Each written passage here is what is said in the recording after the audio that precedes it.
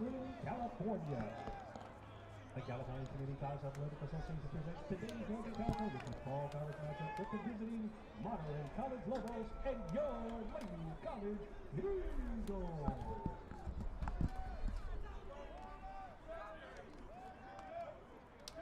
All right, let's bring it on.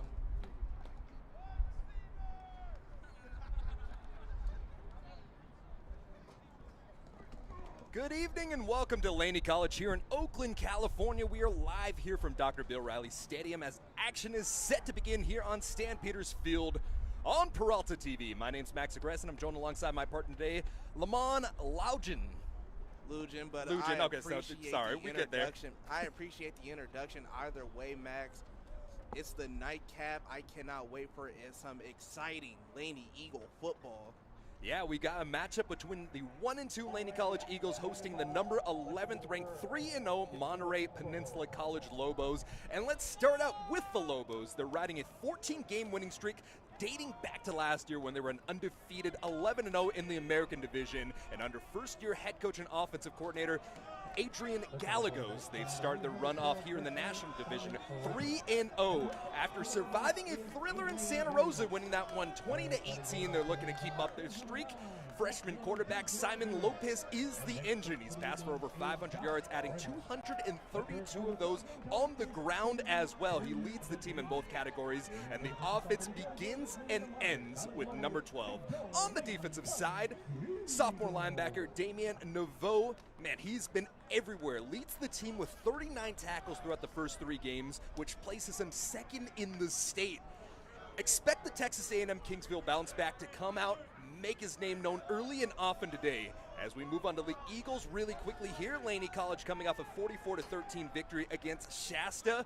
Their first play from scrimmage was a 60-yard rushing touchdown from Marcus Jones. The defense got 4 interceptions, forced 3 fumbles, and got 6 sacks. Their offense put up 405 yards. I expect a great performance today from DJ Duran, the sophomore quarterback, and I expect on the defensive side, Caleb Hampton-Purfoy, who's coming off a Defensive Player of the Week award, as well as Roman Gates to lead the charge. The table is set, action set here on the field, and we are ready to rock and roll. Laney College, their offense will get the ball first as MPC kicks it off left to right. The kicker is Joseph Fernandez. Fernandez has a leg on him, but he's kicking to two very dynamic returners in Jeremiah Ruffin and Tony McAdoo.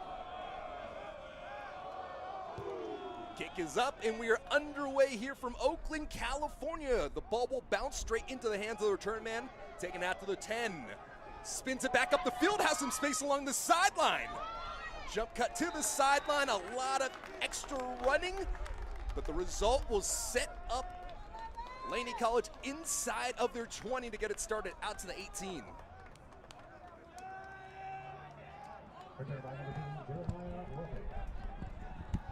So Jeremiah Ruffin gets us started. Last time we saw him take a kick, or last game I should say, he took one 96-plus yards to the house on back-to-back kick returns.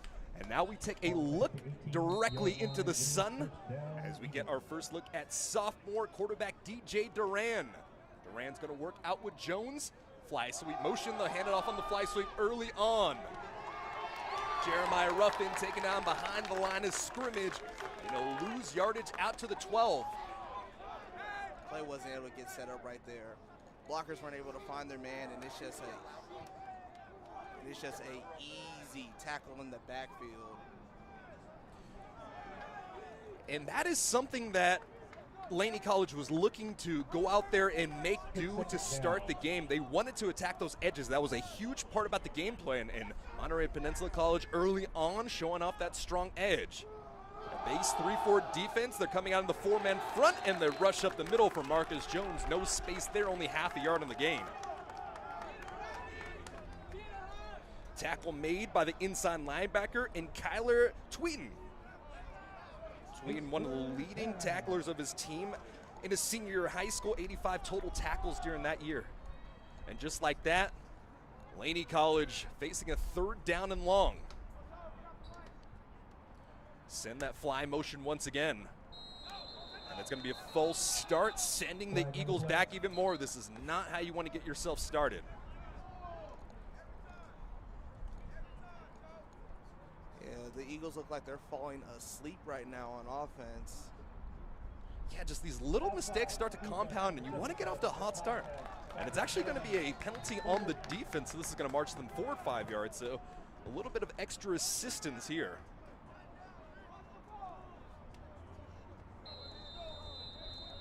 It was an encroachment on the defense, so it'll be 3rd down and 9 here from the 19.5-yard line. Duran with that fly motion once more. They'll take a traditional drop back pass. Stepping up in the pocket, the sidearm sling right towards the sticks. Flag comes in late. If this stands, it will be a 1st down on a pass to Jeremiah Ruffin.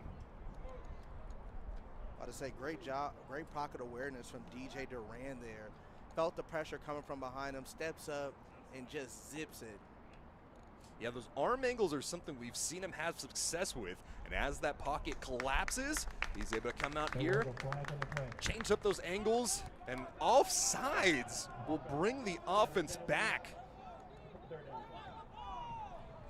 So the penalties giveth and they taketh away. 5 yards given, 5 yards taken back. And now this is a hard situation. You already dug out of a 3rd and long. Now what do you have drawn up for a 3rd down and 15?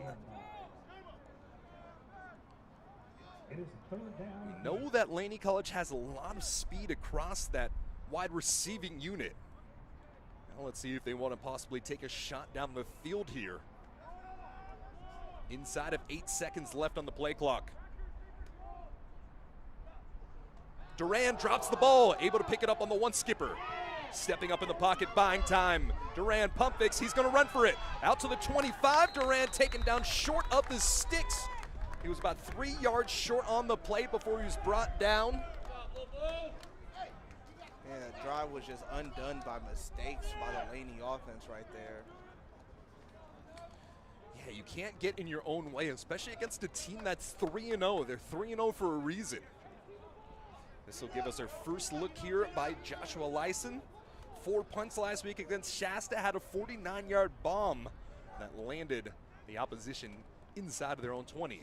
This one a lower, wobbling kick that'll bounce down on Laney's side of the field. Eventually takes an Eagles bounce before coming back. And only, man, that's about a net of 22 yards on the punt. So not the best looking job by the sophomore out of Dublin. And the Lobos, for the first time, going to be able to get a hot start well inside of Laney territory. Yeah, punt wasn't able to go that far. Blame it on that Bay Area breeze, partner. That's how it is.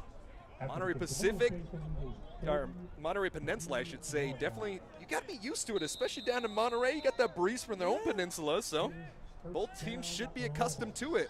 And we're getting our first look from the far hash of Simon Lopez. He is the man that everything is determined by, the quarterback, the person in the driver's seat. Fakes the handoff, he drops the ball, able to pick it up, steps up, and he'll take a sack to start the game. That's exactly what you want for Laney College. Pressure and putting hits on the quarterback is going to be a big part of this game plan. And it just happens to help when the quarterback and the mesh point don't necessarily work out. Pretty sure that was Brandon Harvey on that sack right there too. So credit Harvey with the sack, and it's going to be 2nd down and 15, getting trapped behind the chains already, but they are in great starting field position in plus side territory. Lopez, another play action. Looking short, this one's low, a big hit after the play, but that's a bang-bang play, and it's 3rd down and long now. The target was Jesus Maciel, and caught 3 balls on the year for the big tight end. Yeah, Lopez didn't have much to throw with that amount of time he had in the pocket. Yeah, the coverage pressure was screaming in his face, had to get it out. And the coverage was there over the top too. This is a very young developing defensive backfield for Laney. And they just keep getting better and better as the communication fixes. It'll be an empty look now for Lopez. Trips to the near side. Head-eye snap, bobbles momentarily, throws it over the post, and it's caught for the 1st down. Ball brought down to the 25-yard line, eventually taken down by the nickel corner in Mason Lovett. But that's exactly where you want to be. It was covered 2. You hit that post right there on the hash. Yeah, Lopez threw it in the perfect position right there for that seam ball. Just right out the way to where it couldn't get picked off. Yeah, cover 2, you're looking for those seams and you're looking for those turkey holes on that sideline. It takes a lot of precision to hit those sideline shots. We'll see if Laney sticks with this look. Quick pass down the sideline with the fade. Great coverage over the top. The intended receiver was Julius Robinson, but it's Marquay Kirkendall, the man on the coverage. Tries to go for the quick score on the fade ball right there. Just great coverage overall from Laney. And Kirkendall, one of those guys, a Division I talent, spent 2 years at New Mexico out of high school, got caught up in a little bit of extra business, and then now he's here over at Laney College. And one of the big things coming to this game is they need to get him quality snaps more than quantity snaps. They're talking about Kirkendall potentially getting fewer snaps, but able to keep his energy up.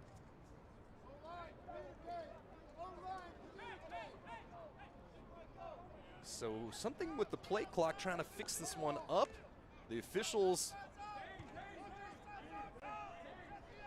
wanting to see a change here, and the action will stop momentarily. But like you said, partner, the pressure is getting there for Laney early on. Yeah, that's what it's all about at the end of the day. Dominating your opponent, getting to the backfield, and getting that quarterback on the ground. Yeah, pressure is a secondary's best friend, absolutely. And the first rush of the day will go on the right side. Enobong Worth brought down for a loss of 2 on the play. It's going to be very difficult to get this running game started when really the defensive line and the front 7 is being this aggressive. Yeah, sound deep, and not only they're being aggressive, they're playing sound too. Just watch how they're able to not only fill in the gaps, but get in there just to make the tackle in the backfield. Yeah, and when talking to defensive coordinator Coach Robert Crowley, talked about that defensive line is going to play a lot of games and really force you to be disciplined on that offensive front. Jet motion, and it's a play action fake. Time to throw this time, going over the top. That one's dropped into the bucket and dropped by the receiver. A perfect placement on that ball as he was attacking down the field to Ricky Gilroy, but incomplete. Just straight through that breadbasket. A rat had been chewing through it. Yeah, Lopez tried to say, what's my favorite color? Blur. Absolutely. He got a great jump. The coverage was there, but the placement on the ball was even better. So now it looks like it might be a field goal unit coming out. The long on the year for Joseph Fernandez is 36 yards. On this current spot, it'll be about a 44-yarder.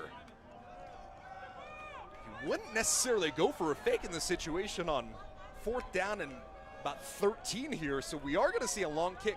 The breeze is going partially into the direction of the kick right now as well, so he's going to need to put a lot of foot on this.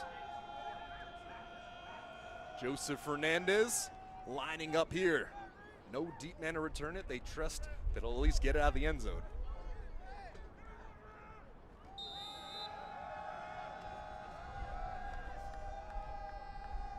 Hold is clean, the kick is up. This one's got enough leg. Does it have the accuracy? And yes, it does. Defense got a ton of pressure, but some mistakes on some deep balls down the field forced Monterey Peninsula College to go for 3. And it's Joseph Fernandez on a career-long 44 yards.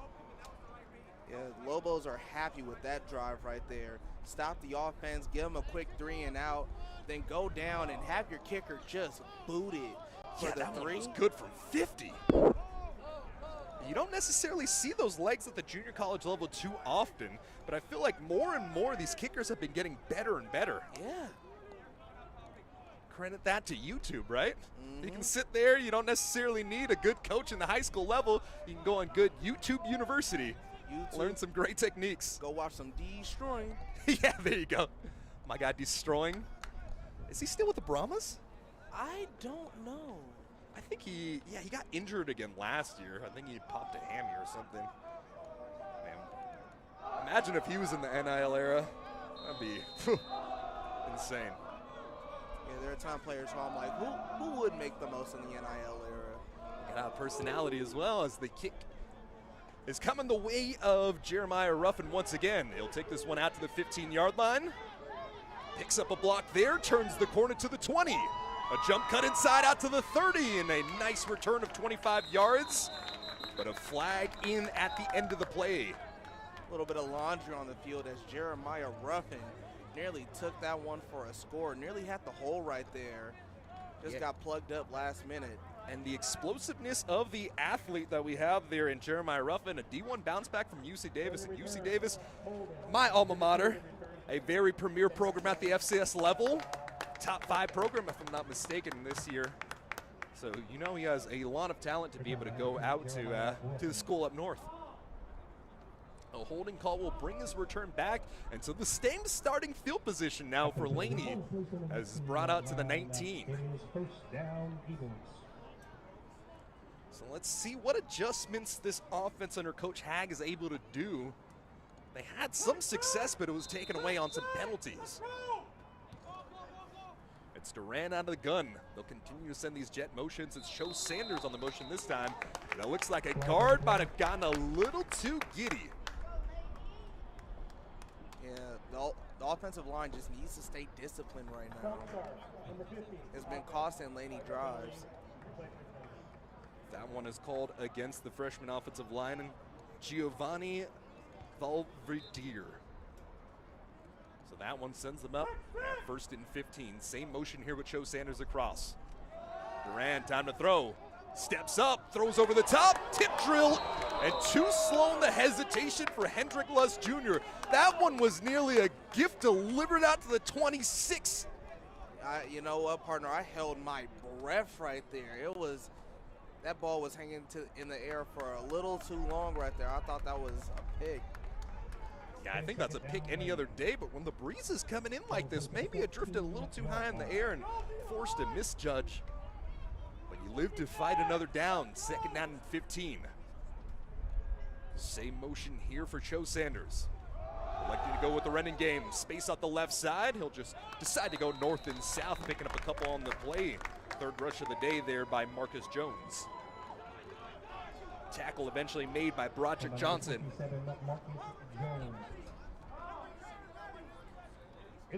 Kick return or punt return already getting ready. We can hear them from the sideline as Monterey Peninsula College is right here in front of us. The lone game on this Friday evening on the 3C2A level. And this is just insult to injury left and right. You finally feel like you got your offense going after that explosion against Shasta where you score 44 points, but now it's just continuing shooting yourselves in the foot. And it looks like they're just, it looks like one of those old cartoons where you just walk into a rake and it hits you in the face. Yeah, that is not where you want to be. Too many dumb penalties called very early on. That's already the 3rd penalty of the day on Laney College.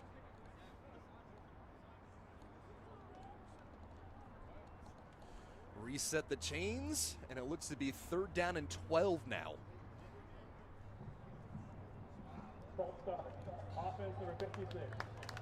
This time the false start was called against Bubba Tuika. So it'll be 3rd down and 17 now.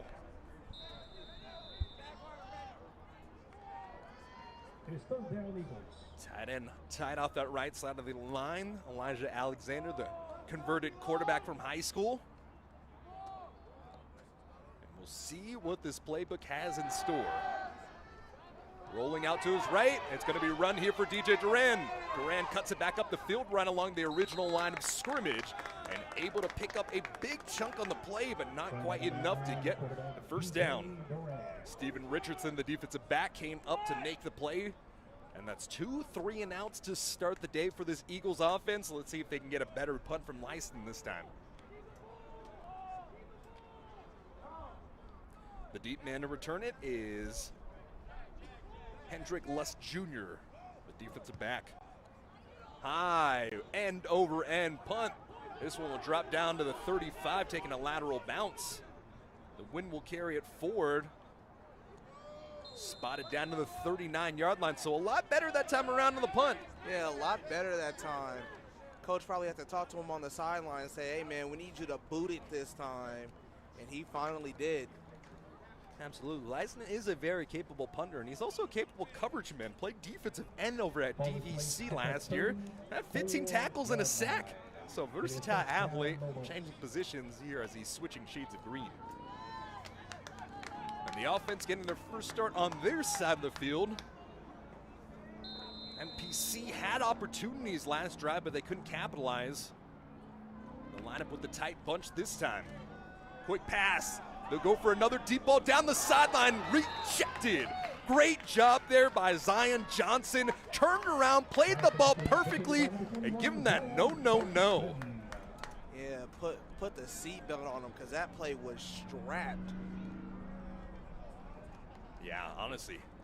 Zion Johnson, he has all the physical tools. Talking to Coach Rob a couple weeks ago, he says he's got a Sunday guy type of build, and that's as good of a compliment as you can get. Yeah. Now it's just a matter of getting the skills together as this one's given off to the right side. Space momentarily and eventually taken down. Great job wrapping up the play at the end of it by Marquay Kirkendall. Before that, it was Caleb Hampton-Purifoy able to drag him down. It looked like there was space, and then all of a sudden, it felt like the jaws clamped on him. Yeah, it disappeared. I thought the Lobos O-line finally had one on Laney, but it just, the holes got plugged immediately. So with the holes plugged up here, it's 3rd down and about 6. 3rd down and 7 officially on the field. Another quick pass. Right at the sticks, comes back, loses yardage momentarily, but able to pick it up on the second effort. Corendis Poe, the freshman out of Red Mountain in Mesa, Arizona, able to come back and get his 5th reception of the year. And that's a connection I really expect Monterey Peninsula College to be able to use a lot. Simon Lopez, the quarterback, and Corendis Poe played together in high school, coming over from Mesa, Arizona to the Peninsula, now across Northern California to play some college ball. Sprint right for Lopez. Throw towards that sideline. Only a couple on the field, brings the ball out to the 49-yard line. The reception made there by Corendis Poe for his 2nd. Yeah, nah. That's the type of relationship that can only be built through playing together in high school. You know, nobody trusts each other more than a quarterback and his receivers. Absolutely, and especially so early in the career. This is only the 4th college career start for Simon Lopez. One thing we haven't really seen yet is Lopez try to use his legs. He's a very capable runner, had 8 rushes for 99 yards last week and 2 touchdowns, had a 61-yard TD on the very first play of the second half. So he is dangerous with his legs, but very comfortable passing on the second drive. Quick bubble screen to the far side, caught from Julius Robinson as he's able to pick up 7 on the play. Number 24, Jaden Bridgewater. Hurrying up to the ball, a little bit of tempo here for Lopez. Handoff this time around, a jump cut right inside of the hole and able to pick up the 1st down. Yeah, Laney was expecting another screen right there. Quarterback said, nah, hand it off. 1st down picked up by Enobong Worth. So now the tempo is starting to affect this Laney defense. We saw it against Butte where the defense was just out on the field quite a lot, and a little bit of fatigue and that lactic acid started to build up, and what started out explosive started to kind of dwindle down a bit. So let's see how the conditioning test goes as this game continues on. Lopez firing down the near side. And this one thrown far too far ahead of Julius Robinson. They've tried Kirkendall a few different times, and he's answered the call up to this point. And Kirkendall had him burnt right there. Just a bit too much mustard on that pass. Yeah, or like I say, a little too much mustard on that dog. A little too much mustard on that dog. Don't get me going with my Madden. I'm going to start talking about turducken. I've always wanted to try it. Hey, Thanksgiving is coming up sooner than later. Might be time to try it out this year. 2nd and 10 from the 40. Jet motion, it's play action fake, and the quarterback keeper up the middle, and that is what you want. Big 33 inside the defensive tackle, Braden Harvey, able to meet him in the backfield. Yeah, plugged up them holes, stopped the quarterback run, get him parallel with the ground. it's going to be really difficult to try to get this quarterback running game going for the Lobos just because of the fact that they're queuing in on him. It doesn't matter. If he's a part of the running game, you're taking a hit, and that's the philosophy Laney's putting on. 3-man front here on 3rd down and long. Lopez from the empty set. Lopez rolls left, rolling out. He's going to run for it. Flag comes in late. Lopez steps out of bounds at the 32-yard line, able to pick up 8 on the play. I think you have to take this holding call at this point if it is a holding call. Yeah. It's a little too close, and especially this far in, you can't let them get that down in the yardage. Talking to first-year head coach taking over is Josh Ramos, running the head coaching and the special teams after the long tenure of Coach Beam over here. And they will move this ball back all the way to the 50-yard line. Shifting up some receivers here. After the penalty, the ball is placed at the 50-yard line. So instead of taking a 4th down and 2, it's now a 3rd down and 20 from midfield. Score 3-0 for the Lobos.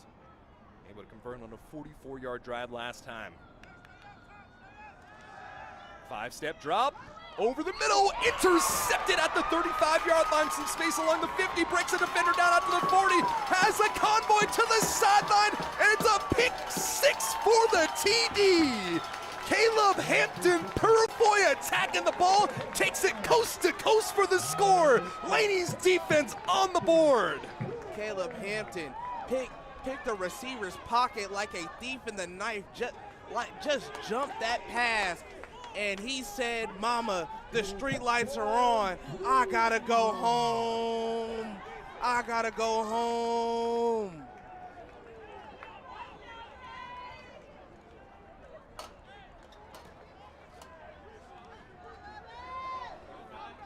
Setting up after that explosive play on defense.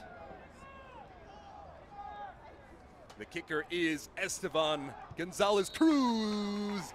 And Cruz cruises the ball through the uprights as it's 7-3 here at the 4:05 mark. And the kickoff unit for Laney College coming up. But hear me out. I understand this is amazing and your offense able to get a jump start by the defensive pick 6. The defense has been on the field quite a bit. Yeah. You got to worry about a little bit of conditioning in the situation. Maybe on this drive we'll see a little bit of those reserve units coming in, getting some reps to start. Yeah. Longtime coaches told me that your defense is as good as their gas tank. So we're going to see what they look like in the 4th quarter. I'm going to be stealing that one. I hope you know that. You're going to steal that one? Yeah. I came up with that one right now. Really? So you're lying about the coaches? Yes. Hey, you're the longtime coach in this seat, okay? I'm the longtime coach in this seat. I lied, but it was a good line. I needed it. Oh, no, that was a bar. You're spitting on a track, too, so, hey, works out. Ready to kick things off is Gonzalez Cruz after the PAT. We'll get our first look at the return team on kickoff return here. Low end-over-end kick. This one retracted all the way back, and no kick return in store. Sent them away. The ball will be spotted down to the 25-yard line. Let's see this defense once again. One thing you love to see about the skills there of Caleb Hampton Purfoy, he's a linebacker who's been a linebacker here at Laney College for quite a while now, but as one of those older players, he still has those DB roots in his back pocket. Back at Berkeley High School, he played defensive back the majority of his career there before making the switch up to the front 7. Yeah, and those skills from backer to linebacker just transfer so nicely. You can see it on the covered skills there. 3-man front. Over the middle of field, this one corralled down by Julius Robinson. A 50-50 ball, a terrific job there by Robinson. Able to come back, attack that ball, get that inside positioning. They've been trying Kirkendall all day long. This is the first big pass given up. And the offense working momentum in the 2-back set. 2-back shotgun here from the 45. Give up the middle. And that one blown up. Anobong Worth just got lit up by Caleb Hampton Purifoy. Lead tackle on number 8, KP Hampton Purifoy. Purifoy's a great talent, man. He can play that outside linebacker spot. He can also shift inside to the middle. Yeah. Him and Roman Gates just eating things up in the middle. Yeah, and that's what you want your linebackers to do. I love a linebacker who eats his steak with his hands. What about ketchup? No, nah, that's Thank where you. you lost me. Patrick Mahomes, if you're tuned into this random broadcast, yes, we're judging you. You made my life a living hell. Oh, as a Raiders guy myself, I can tell you yes. As a I Niners agree. fan. As a Deep pass down the middle of the field, has a step over the top. And just a miscommunication once again between quarterback and receiver. The placement on that ball just was not there for Lopez. Yeah, receivers had him burnt there too. Yeah, we've seen some good action from these receivers. It's just placing the ball throughout this win has been so difficult for the young quarterback. It is 3rd and 10 from the 45. 7-3 the lead here. A big chunk play on first down for the Lobos. Now they're facing 3rd down and 10 from the 45. Eagles 45. Shotgun spread. Pressure looking like it's shown over the top in the too high shell. Give the ball in the jet sweep this time around. Able to turn the corner past the 40. Jumping over the defender out to the 30-yard line. A pickup of 15 on the play by Mark Harris. It is 1st down, Lobos. Yeah, Lobos were able to set the edge right there. Really give time for the runner to find room and turn that corner for a big gain. Yeah, especially on 3rd down and 15. If you're going to go with the run play, you got to expect it to be a little more flashy. A little more. And that's exactly what we saw there on the end around. Moving the ball close to Laney red zone territory here as it's spotted down at the 31. Lopez another give. Space this time around, able to get a chunk of 5 on the play. Roman Gates came up to make the tackle with Marlon Hampton Purifoy. Marlon Hampton Purifoy coming off a great game on his own regard. 3 total tackles, a sack, and a forced fumble.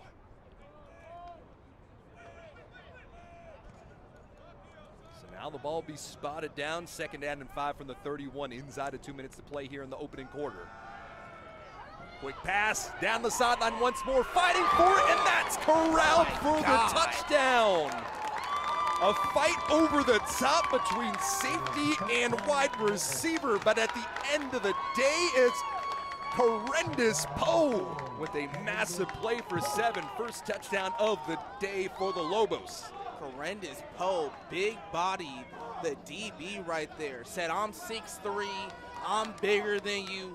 Let me just push your little self off me, go up and grab it. I'm going to get my quarterback paid today. Yeah, and when you're in that situation where both guys are fighting for the ball, you can't show off that physicality without anything coming back to your way with some dirty laundry. A very clean drive set up. They were able to drive it 75 yards down the field here for the touchdown. And after knocking down a 44-yard attempt, the first extra point look for Joseph Fernandez. Fernandez able to clean things up very quickly. 10 for 11 on the year for the sophomore kicker out of Hollister. And that is a great answer for the Lobos after the pick 6. And what do we talk about? Just a little bit of fatigue possibly building up just by being on the field for so long. I expect Laney's offense to come out and try to get a little bit of an elongated drive. Up to this point, 2 3-and-outs to start. Yeah, somebody take the offense to the gas station. Put some of that 87 up in them. Some of that. Not Chevron. even that 91? I'm cheap. You don't got that foreign. No, I don't got a foreign. I drive a pickup. Hey, the pickup is in fad now, man. It's in vogue. Good old working man's car. Mm-hmm. Also, since when have F-150s been freaking $60,000 and also that big too? Yeah. Man, absolutely insane. I drive a Chevrolet Colorado. There you go. A nice little Colorado, Nice. that mid-size. Mid-size, all black interior. It is currently burning up in the heat, right in the sun right now. You know, I know my leather is gonna be it's going to be like the rainforest when I get back to my car. I got one of those shades that's like an umbrella, so you pull it out instead of spreading out. Honestly, best purchase I ever made. Prime Day's coming up. I do not get affiliate links, though. So, hey, if you guys want to send me some love for giving you that idea, feel free. It's on the list of things I need to buy. I bought it used. There's a list of repairs that need to be made on it. This one going to be a long kick far throughout the end zone after a penalty brings the ball up to the 50-yard line to start. Now we'll take a look at this Laney offense for the third time. They had opportunities to try to set up some plays, but flags took them away. That's been a trend throughout the first couple games now. Yeah, the offensive line, they're just kind of in their own heads right now. Not really able to make a play without some laundry coming on the field. I want to see what they're able to do this drive, where it's just going to be more of the same. And with the defense giving you a little bit of breathing room instead of a 10-0 game, it's a 10-7 game. So you got to feel like you got to hold up your end of the bargain at this point. Under center for the first time today is DJ Duran. Heavy set to the right side on the 12 personnel. Stretch. Met right at the line of scrimmage. Great job there by the defensive back, Hendrick Lusk Jr. Yeah, offensive line just needs to move bodies out the way. That is what you guys are paid to do. You know, no NIL here at the junior college level, so not paid, well, but this is what you've been brought here to do. This is what you're brought here to do. I know it's a junior college level, but we may slide you $1 under the table. Get you a protein bar. Some McDonald's money. There you go. Even though McDonald's is pretty expensive. I know, man. For real. Couple yards on the second carry there by Marcus Jones. And it's third down. Clock continues to run down here, so if you do keep the clock running, you will be able to set it into the half before you got to punt away.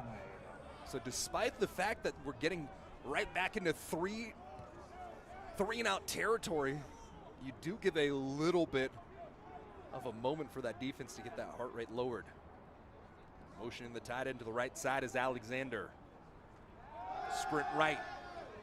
Sets up, down the sideline, off the fingertips, came back for the second attempt there by Joe Sanders, and he lost that one into the sunlight. The sure hands of Joe Sanders unable to convert, and the clock will stop here with 28 seconds remaining.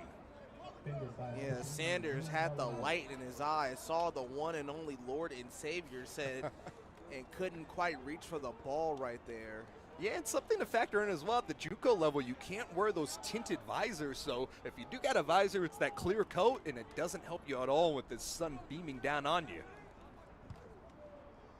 High winding punt, forcing the returner to track back, and he'll field it down inside of the 30-yard line. A cut back inside, breaking one tackle, dragging another out to the 42-yard line. 12 yards on the return. Great job there by Hendrick Lusk Jr. on the return. Return by number 7, Hendrick Lusk Jr. Defended by number 1, Caden Braidwater. Other place on the 43-yard line. It is first down Lobos. So 45 yards on the punt, 12 yards on the return for a net of 33 yards on the play. This will set up the Lobos with potentially one more play here in the opening frame. First down and 10 from the 43. After getting that beauty dropped into the bucket to Poe, they'll hand it off one time and call it an end to the frame. 1 yard rush on the play. Eventually he was brought down by Caleb Hampton-Purifoy, getting quite a few tackles up to this point. Yeah, say what you want about the Laney defense, but one thing they can do is stop the run. Yeah, and expect them to do a lot of that physicality on display on both sides as it brings us to the end of the first 15 minutes of play. 10-7 the score here. Monterey Peninsula with a touchdown on a deep ball as well as a 44-yard field goal and a 70-yard pick six, or a 60-yard pick six, I should say, by Caleb Hampton-Purifoy for the score for the Laney Eagles. And we'll send it to a timeout here on Peralta TV.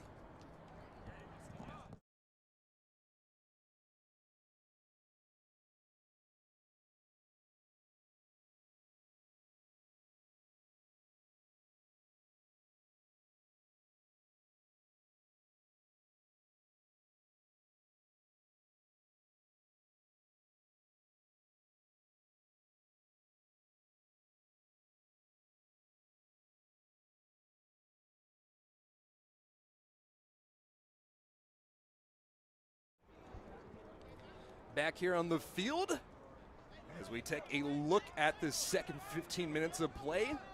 That'll be 2nd down and 9 for this Lobos offense right at the 45-yard line. They've only had to start from the 25 one time today. They've been gifted some terrific starting field position up to this point. And now it's Lopez with the handoff, bounces back really far, puts his foot in the dirt as he takes a lick right at the original line of scrimmage. He'll fall forward for now he'll lose half a yard on the play. As bodies are tripping over each other. And it's the defensive tackle, Braden Harvey, on the second attempt able to make the tackle. Braden Harvey's having himself a pretty good game right now. Oh, absolutely, especially as an interior guy. Yeah. As a former inside defensive tackle myself, when you're coming up and you're getting those tackles on the second and third efforts, that's exactly what coach wants to see. Not giving up on the play, just giving full flight effort. 3rd down and 9 from their own 44. It's a play action fake, a pass towards that near sideline. And that one had no chance. Julius Robinson was tackled immediately by Trey West. And that'll be a punting situation here for the Lobos potentially. But it looks like the offense might want to go for it. Yeah, they're feeling confident. You score, you get a field goal, you're ahead. And you know for a fact, even if the offense does have to come back out, guess what? The defense has been stopping them. Coach is probably feeling emboldened right now. 3 straight 3-and-outs for Laney's offense. So the Lobos are just laying their dice on the table right now. Trips to the far side. Lopez out of the gun. Snap is off. Towards the near sideline, off his chest. Instead of catching it with his hands, Julius Robinson tried to bring it in on the outstretched arms. And that'll be a turnover on downs as Laney College crosses midfield for the first time today, spotted down to the Lobos' 47-yard line. Yeah, receiver looked real mad about that one, slamming his hand into the turf. He wishes he could have that one back right there. And once again, now that the Lobos are going towards this side of the field, when you turn back, the light is in your eyes, and it is difficult. So it did bounce off his chest, but at the same time, possibly the light making an aspect of this. Out of the 2 back set, not looking for the ball was the tight end off that right side. Alexander would have been in for 6 if he whipped his head around in time. Pass incomplete. It's 2nd down, Laney. New back into the backfield is Vashawn Johnson, the fullback they bring in here in this package, Felipe Bears. Yeah, Julius Escort, the freshman, was just not ready for that pass right there. Didn't even have his head turned by the time the ball came out. And now it's 2nd down, high snap handled well. Durant pressured, fires downfield, coming back for the ball, and he was held, no flag, however. Incomplete pass as they were targeting Jonah Dixon down the field. Pressure came up the middle by Malachi Brown.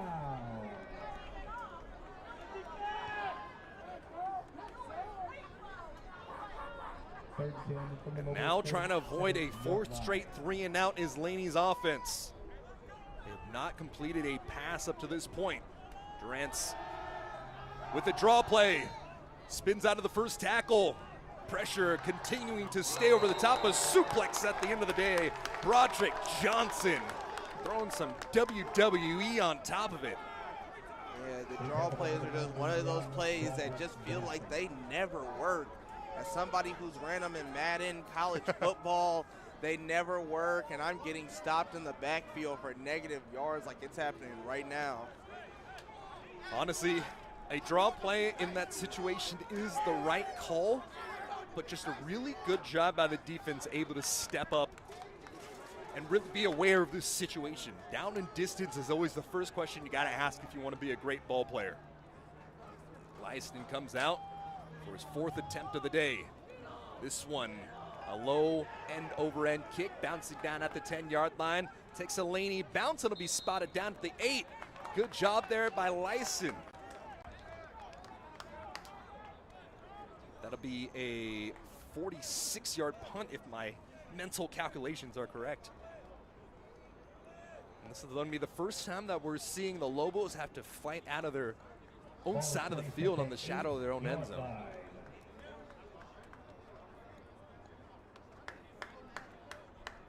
Laney's defense getting a little bit more of a breather. But unfortunately, the offense has not supported them.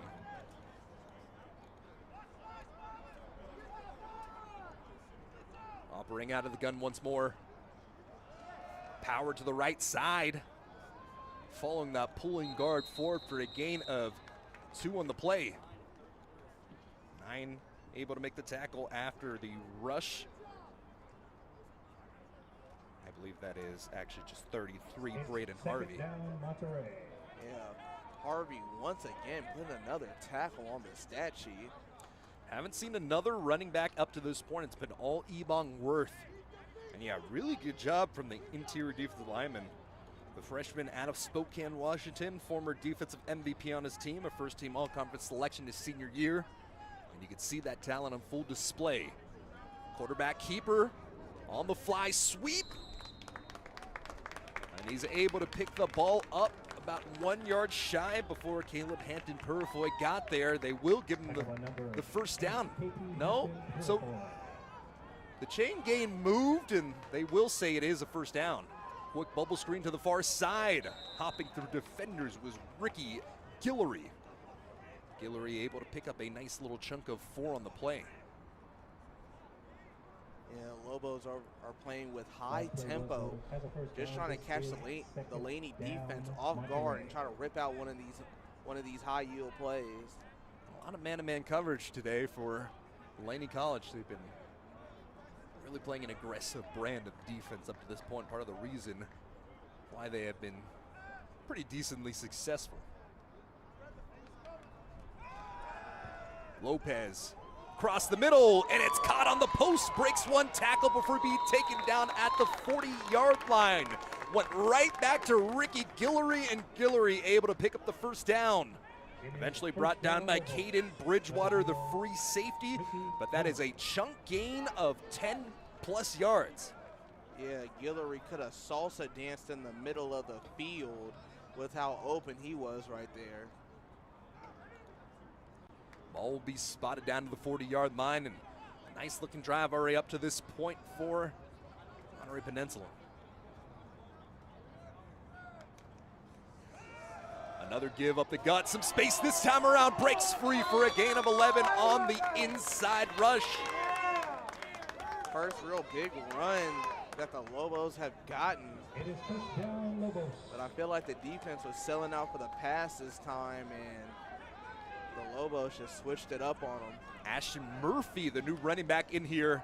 And he'll get the ball again. Find some space along the right side of the line, out to the sideline, and the young freshman's got some juice in those legs. Back-to-back first down rushes.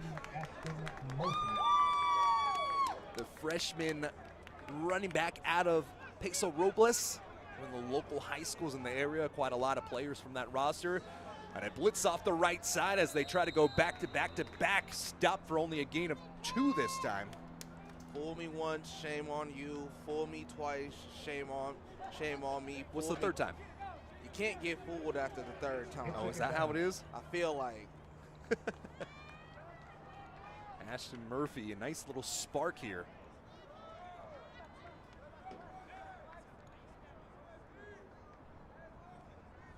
And now on second down from Laney territory. Defense needing to fill some of these holes.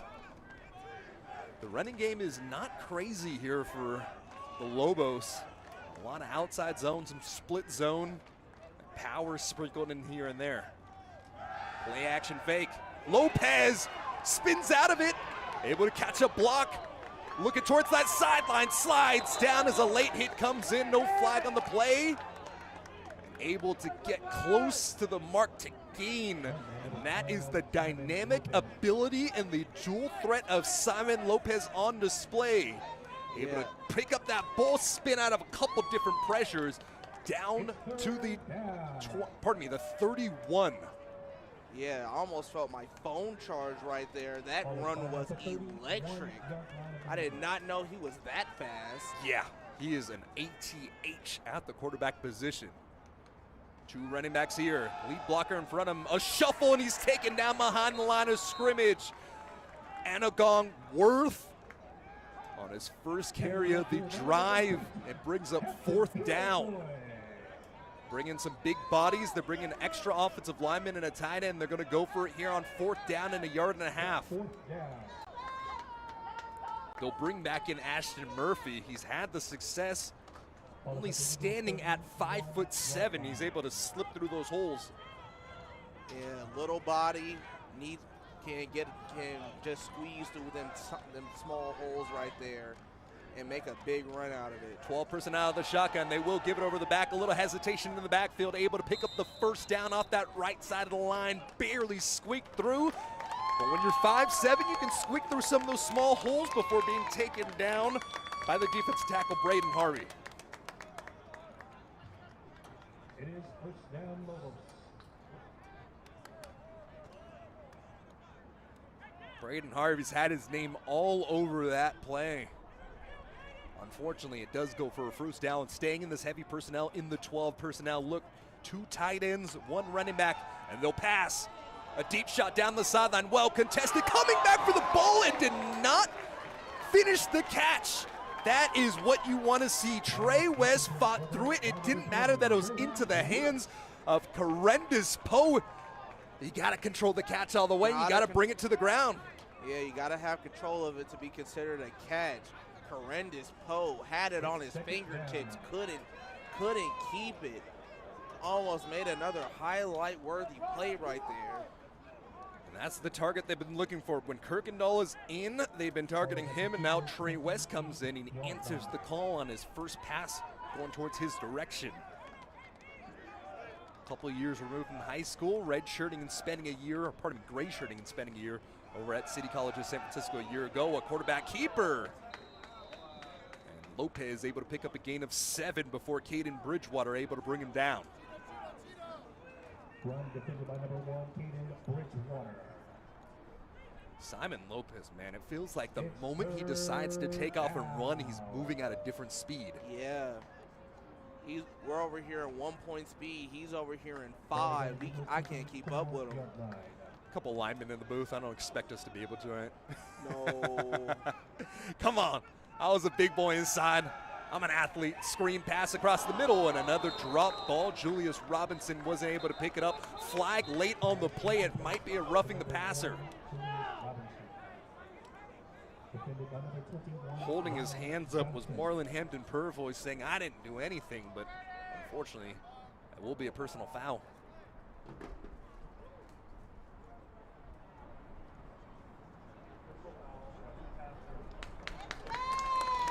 Personal foul goes against Marlon Hampton Purvoy, and just when we thought Laney College might be able to get off, the boogeyman in the washing machine throws out some dirty laundry, and it's going to be 1st down inside of the 15-yard line now. Yeah, everybody likes a zebra until a flag goes against them. I don't think I've ever heard anybody say they like the officials, whether it's good or bad. Well, anybody likes the official when the penalty isn't going towards them. Okay, I'll give you that one. From the 12-yard line, dropping back, rolling right, eyes downfield, pressure comes late and nearly throws another pick, threw that ball away, but it was just off the outstretched fingertips of a defensive back that looked to be Zion Johnson there. It was Zion nearly dove for it. Tried to use all of that 6'2" frame to reach for it. A little too low for him. Yeah, so eventually a good throwaway. Lopez 1 touchdown, 1 interception up to this point today. Having a nice start to the day with 144 yards receiving, or pardon me, passing. Jet motion across the middle. And a shovel pass up the middle. This one goes over the tight end as he's able to pick up 5 yards on the play. Juggled the ball momentarily. We've been seeing that a lot, the inside shovel pass over the tight end. But it looks like on 3rd down, the heavy personnel will come back out there. Yeah, Lobos over here coming out with some trickery. You know, they like to fake the jet pass for the QB runs or the runs in general up the middle. This time going for the shovel pass. And it's been working. Weston of Viles comes in as the secondary tight end. He's listed on the roster as a defensive end. Another QB change as well. Steps up on the right side and he's smothered. It was Harold Lust the second coming in for his first snap of the year, and he's taken down immediately. Yeah, great job right there. Just shooting the gap, finding the quarterback, wrapping him up and stopping his momentum so he can't gain any yards right there. And it's 4th down. What will the Lobos do? It looks like they're going to send out the kicking unit.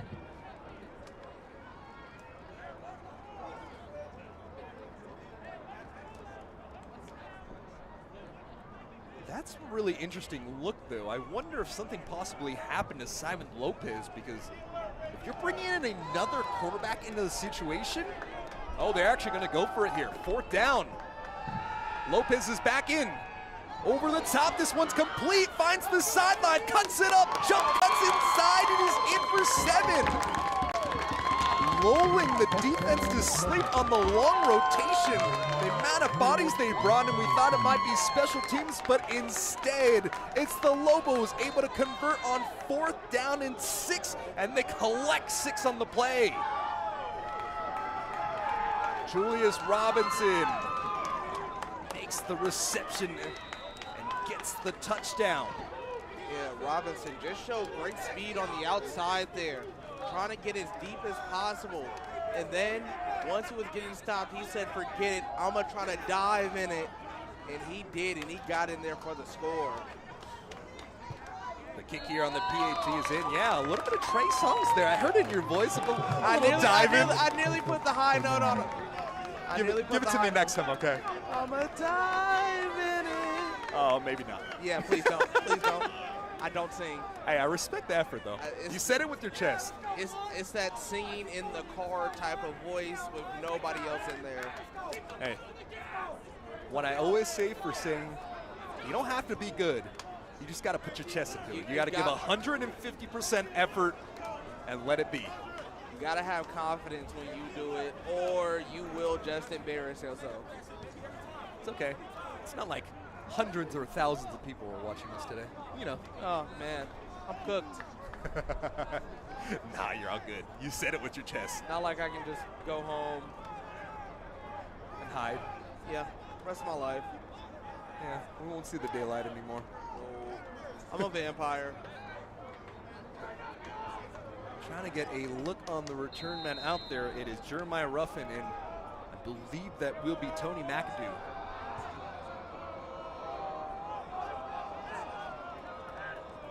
Booting the ball away, Joseph Fernandez.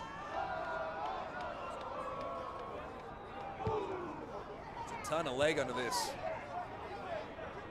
And it looks like it's 10 returning it. He's going to take it out of the end zone. Has some blocks, has some space. A flag comes in late, and that is a decision that Laney will want back. We talked about the special teams jump-starting the offense, but as this ball gets spotted down to the 14-yard line, likely going to come back another 10 yards on the hold. The return on the play was eventually made by Jonah Dixon, the wide receiver, as it looks like Tony McAdoo is still out for this one. That is a difficult situation to be in on his first kickoff return of the year. You want to make a big play, but should have just took the knee. Yeah.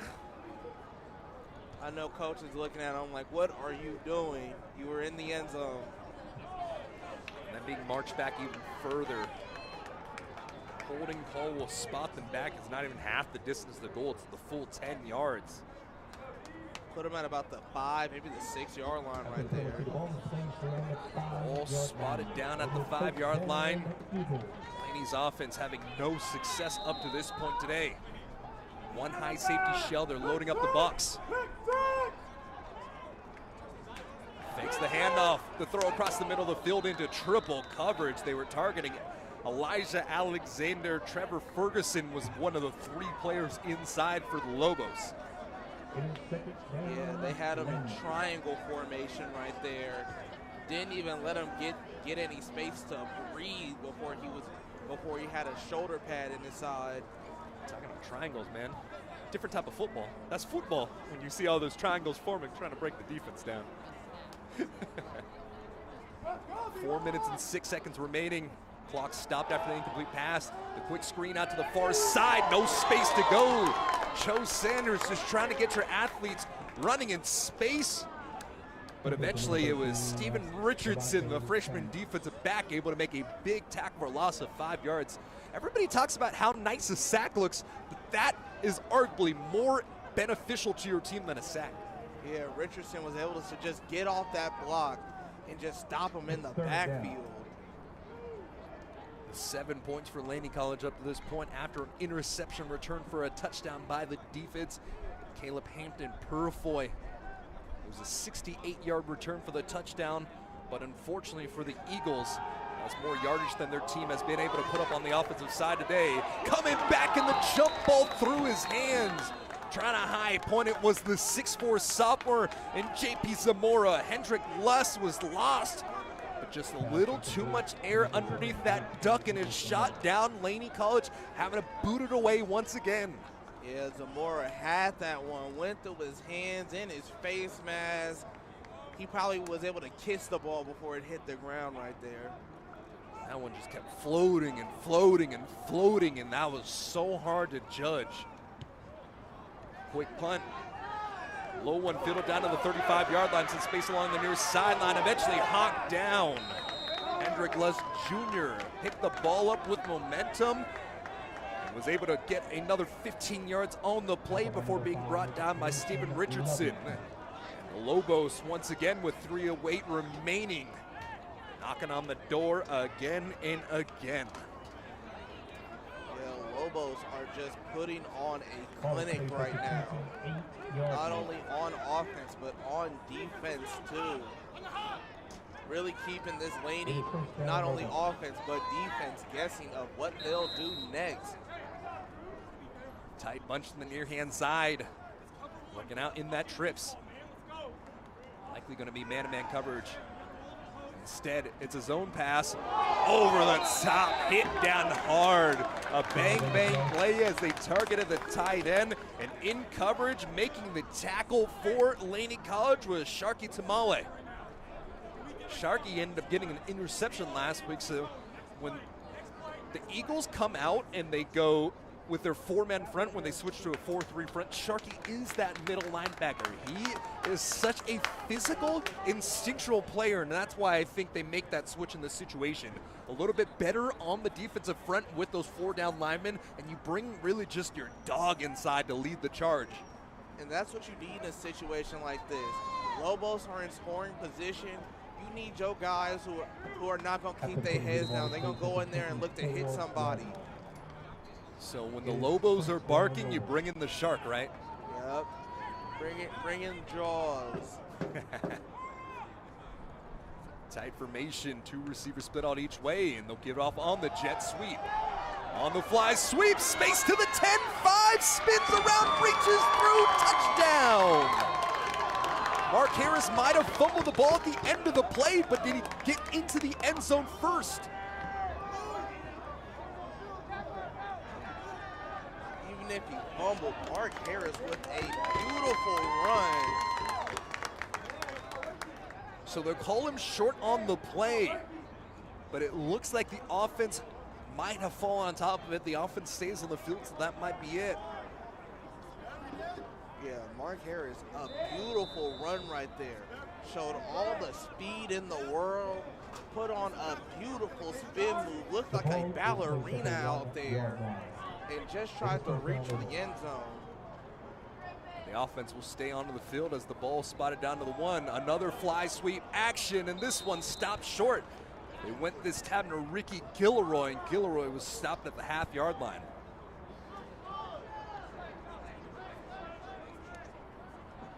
It is 2nd down, Monterey. 2nd down and goal. As the ball spotted down to the half-yard line. Haven't decided to go with that heavy personnel. They'll line up with the 2 back. No, and this miscommunication will give Laney's offense, or Laney's defense, pardon me, a little bit of breathing room as this will march it back 5 yards on the illegal substitution. Annabong Worth was just caught in no man's land. Yeah, defense was looking a little claustrophobic right there. And these are the weird situations where when you have some great athletes up front, you actually feel comfortable in these situations because you feel like they're run, but now you give them a little bit of breathing room, and the pass is more so an option here for Lopez. Lopez sprints right, quarterback keeper all the way, but the defense snuffed it out. Sharky Tamale, those instincts on full display. That'll give us a little breather here as we reach the 2-minute timeout. 2-minute timeout, and we'll take the timeout as well here on Peralta TV.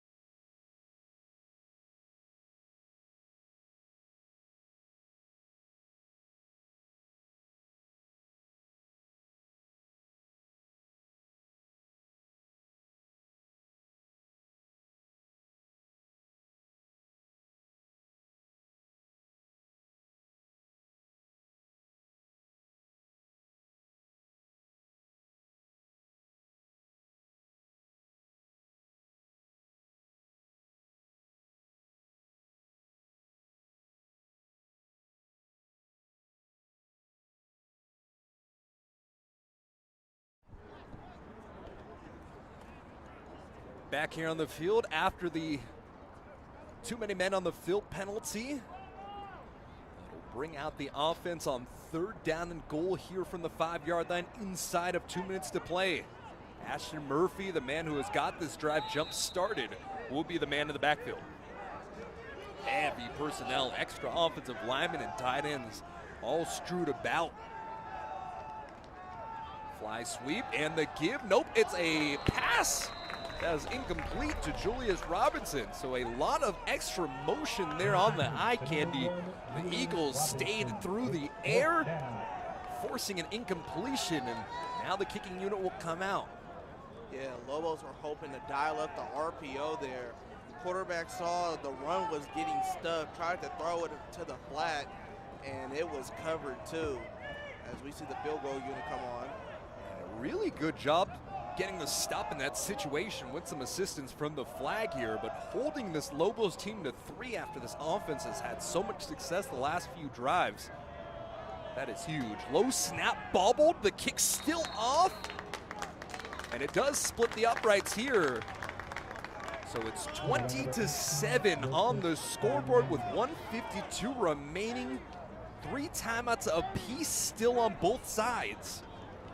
And this offense needs to get something going on up to this point. 5 drives, 5 punts, only mustering up 14 total plays. And for a team that seemed like they found their groove last week against Shasta, putting up 400+ yards. Yes, Monterey Peninsula is doing a good job defensively, but I think you just can't continue to shoot yourselves in the foot and expect to have some success. It just feels like Laney's offense are like in their own heads. It's like you had a long day at work and you're just going to sleep at the wheel while trying to drive home. It's a car crash waiting to happen. When you're on the field, a car crash is something that happens every play, so maybe a big rig.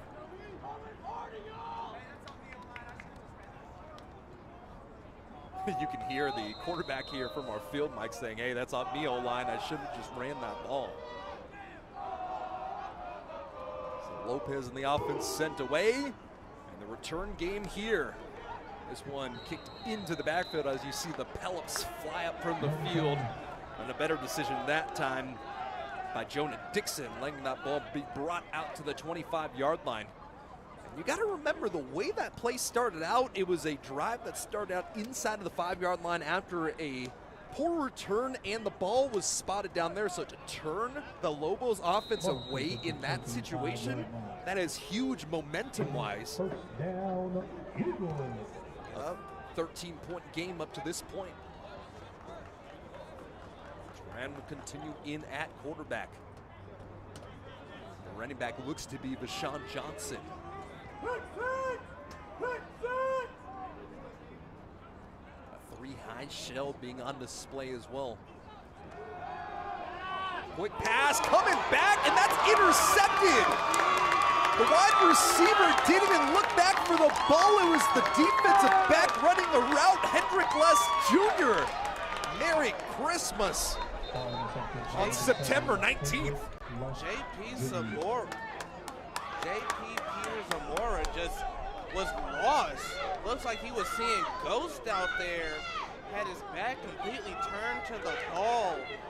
Just could not, wasn't even looking for the ball. Yeah, he thought it was a run play. There was some miscommunication somewhere down the line. And again, it's like the offense is just asleep at the wheel.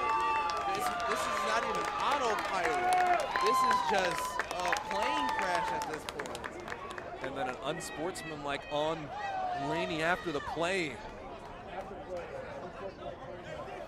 That'll move them even more forward. So just like that, a play later, we're nearly at the same spot. First down and goal from the 10. The defense, man, they're playing their hearts out right now, but they're getting no help.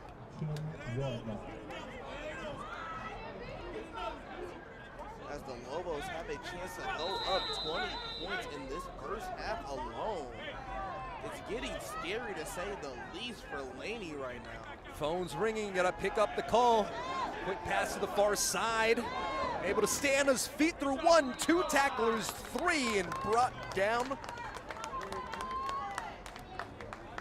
That was Marlon Hampton Purfoy able to make the touchdown saving tackle, spotted down to the 1. Yeah, the defense can only hold on for so long. They've been on the field for most of this game. At this point, they got lactic acid buildup. They need a Tums. Some gas, some coffee, all that. Heavy formation here out of the gun.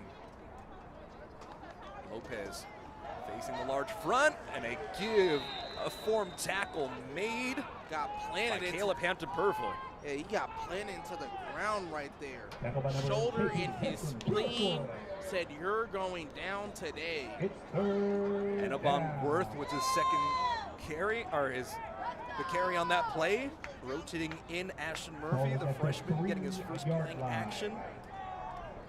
Had a nice start to the day, and the clock continues to tick down now. 1:06 counting down before the snap goes off. You'll be inside of a minute to play. No teams have used the timeout yet. Man-to-man coverage across the board. 12 personnel. The give off to the back. Trying to bounce his way to the outside, but had no space to go as Sharky Tamale continues to nosedive into that hole. You know what happens when you put a dog in the corner? They start to bite, and that's what Sharky's doing right now. Just like that, 3 downs off the board, and it's 4th down and goal. They're going to run this one all the way down. Try to give Laney no chance to even think about coming back this half. And honestly, yes, you would love another opportunity, but the way that the offense has gone with all 3 and outs to start this game, I think you kind of welcome it in this situation. Able to make some adjustments here at the halftime. And you know what they say, right? Halftime adjustments are what make great teams great. Monterey taking a timeout here on 4th down. Likely expecting to see a kicking unit come out to extend this to above a 2-score game. Yeah, in spite of the score, the Laney defense has just been playing great football. It's just the offense haven't been doing them a favor in return. Yeah, some adjustments definitely need to be on display, but you see why this team is on a 13-game winning streak, coming up from the American Division, beating De Anza in that American Championship game last year. And as the team comes back onto the field, it looks like the offense will continue. So on 4th down and goal from the 3-yard line, the offense will come back out onto the field. And let's see if Laney can stop them once more. Settling for a field goal last time. It's Lopez out of the gun. The running back is Murphy. The first timeout taken by Laney College. That you got them in your pocket. You don't get extra timeouts in the second half. Use it. Yeah, use them or lose them. As coaches need to go over their formations. Yeah, in this situation, you just see the alignment that they bring out, especially because they brought the offense instead of special teams. And you come out, just dial up the perfect play in the situation. Talking to Coach, the defensive coordinator, and Coach Robert Crowley, he was talking about how switching from the offensive side to the defensive side this year, how defense is less about art and more about math. You got to make sure you have your numbers, you got to make sure you have your alignments, you got to make sure that your defense is fit into the right holes and the right gaps. You got to make sure you have the correct personnel. It's a lot more math than some of the whimsical things you see when you drop some of those displays on the offensive side of the ball. Yeah. I say defense just has a rhythm to it. Yeah, absolutely. As a former defensive tackle, I can tell you that rhythm is huge. Murphy's still in the backfield. They'll flip the sides of him alongside Lopez, and Lopez will pass it. A lob over the top, left wide open, and Ashton Murphy in for his first collegiate touchdown. A flag came in late, however. Will this be after the play, or will this be a hold on the play? Yeah, the tiny 5'7" running back. Nobody was near him. He could have walked his way to the end zone. So wait, what the officials say. The offense still staying on the field currently for the Lobos with 3.3 seconds remaining. And from the looks of Julius Robinson, it will be a touchdown. A wave off the flag. Wave off the flag in the defense. Ended up breaking that time, losing the 5'7" freshman, as you said before. Monterey Peninsula College goes up 26-7, awaiting the extra point.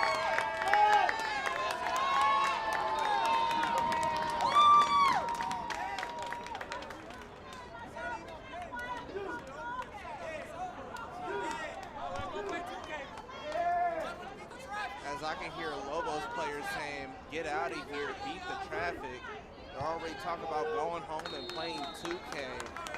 Able to knock down the PAT 27-7 with 3.3 seconds remaining.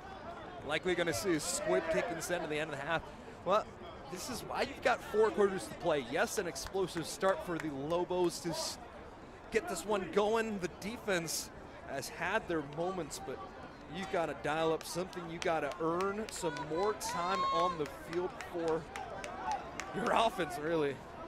You know, I was taught that the game ain't over until the fat lady sing. And partner, I don't see my ex-girlfriend's mother singing. It's a 20-point game, so there's plenty of time to still go. I might smell her. Yeah, something in there. She was a smelly woman, I'll give you that. A different returner. Now they'll just flip the side, so they'll send Jeremiah Ruffin to the left side where the kicks have been going and push Jonah Dixon over to the opposite side. I don't expect to see a kick. We've seen Laney College return a couple kicks this year, and it will be a squib. This one taken, and they'll continue to roll with it. Instead of going down, a flag comes in late. The return picked up from the 40, brought it to the 43-yard line. And it was number 88 on the return. That's the backup tight end, David Thompson. Let's see what this flag is on and if it'll bring us to the end of the first half of play. Will we get an untimed down? As the Lobos are, and it will be a hold, so they'll decline it. Lobos will get the ball at the start of the next half. And up to this point, it has been a game dominated by the team from down south. 16 first downs, 7 rushing, 7 passing, 2 of them by penalties. They've been a little hot and cold on 3rd down, 5 for 13. They've gone for it 4 times already on 4th down, converting 3 for 4. And really, it's just a story of the offense unable to get anything going. 51 total plays for MPC compared to the 15 total plays of Laney College, and time of possession, man, oh so leaning into the direction of the Lobos. 21 minutes and 34 seconds compared to the 8 minutes and 23 seconds, and for a team that's been really leaning on their defense, you just can't leave them out there to dry. Yeah, they just been put on an island. They're dehydrated. That lactic acid is building up.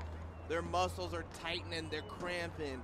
It's all happening at once, and the offense can't even give them a lick of help.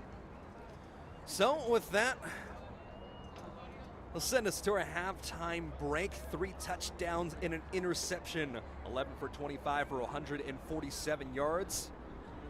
Through the air for Manuel Simon Lopez. Mark Harris, the leading rusher, with 2 rushes for 41 yards. And we'll take a break. Be back on the other side for the second half kickoff here on Peralta TV.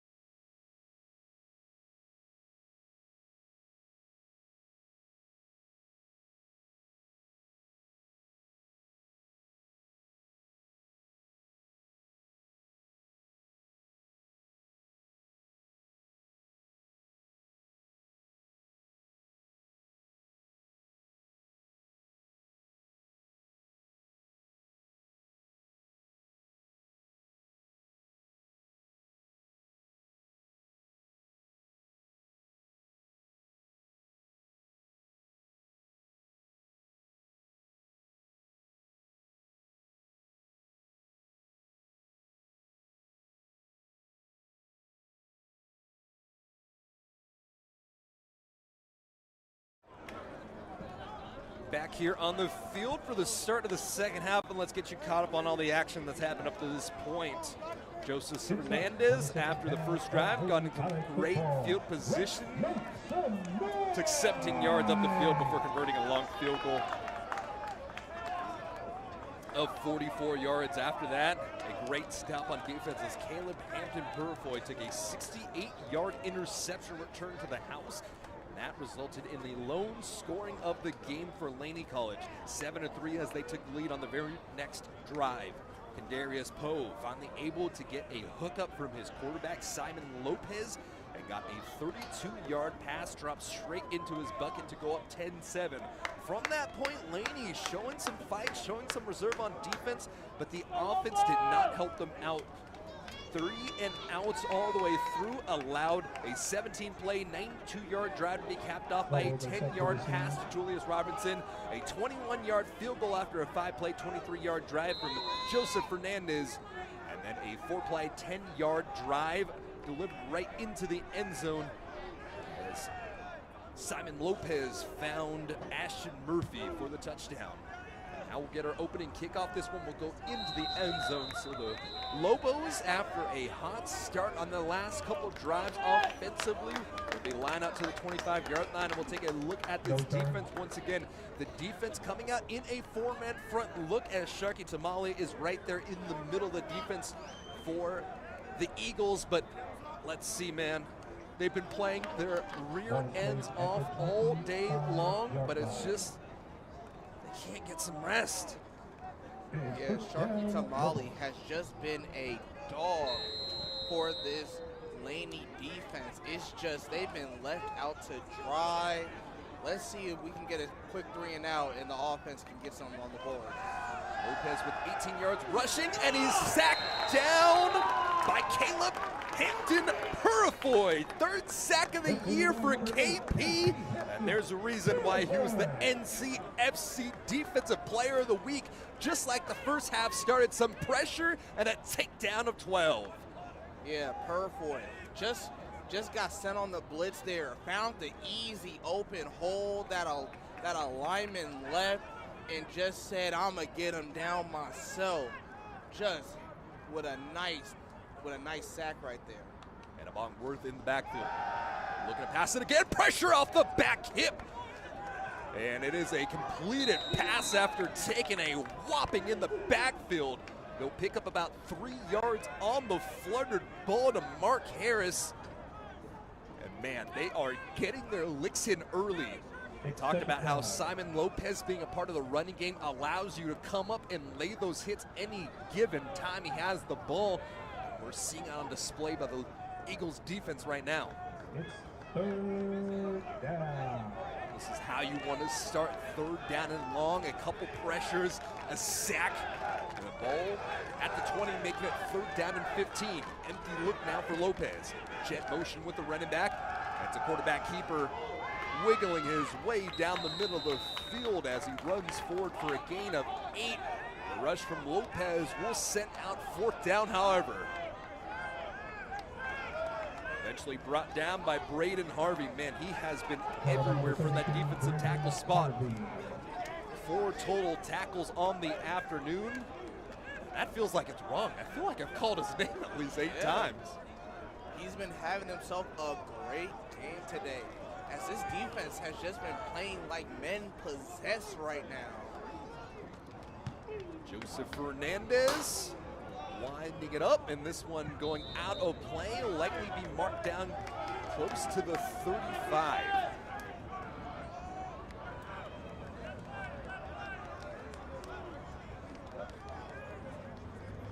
They'll spot this one down to the 32-yard line, as that was a 40-yard punt off the leg of Joseph Fernandez. We haven't seen him punt too many times. And now let's see his halftime adjustments for these Laney Eagles. Have not picked up a 1st down up to this point. Starting from the 30, under center in the 2-back look. Play action fake, rolls out right. An easy pass, nearly. They were targeting 23 into the backfield.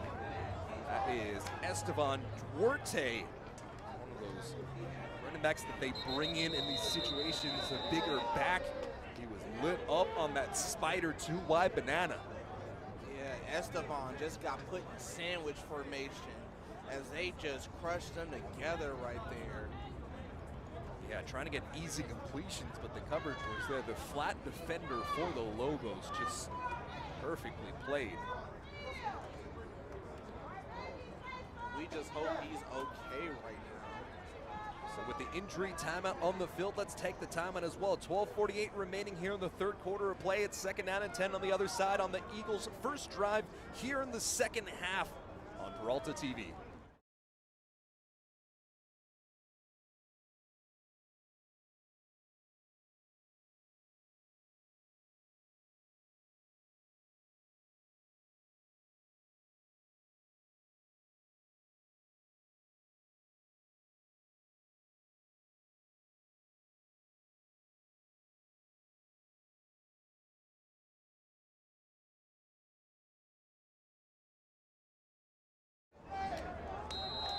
Back here on the field, able to get up under O's power. This one, Duarte out of Granada in Livermore. Trying to get his 5th catch of the year. Continual work under center. Hand up on the jet sweep. Taken to the corner, stiff arms the defender, able to turn the corner close to the first down. JP Zamora on the chuck play, and he'll pick up 9 yards. Zamora last week had an 80-yard jet sweep taken back, and they'll give him the full 10, so the first down of the game coming 33 minutes in. Wait, this is the first down? That's the first down for the Laney offense. Glad to see it now. Let's see if they can carry on with some momentum. They'll live in these heavy 2-back personnels. Sprint right for Durant. Durant to the sideline, full stretched effort, but it looks like JP Zamora on his 2nd straight play was not able to corral it. Yeah, tried to fully outstretch the hands, but when he hit the ground, he hit it hard. Probably bounced the ball out of his hands right there, and that's a no catch. Zamora, the preseason All-American 2nd-team selection. Interesting story. 3-star quarterback out of high school, went to Washington State before coming back and changing positions. Give up the middle. No room really to work for Marcus Jones as he picks up 3 yards. Cloud dust for being taken down by Gideon Lantro. Number 32, Zayden Crockett.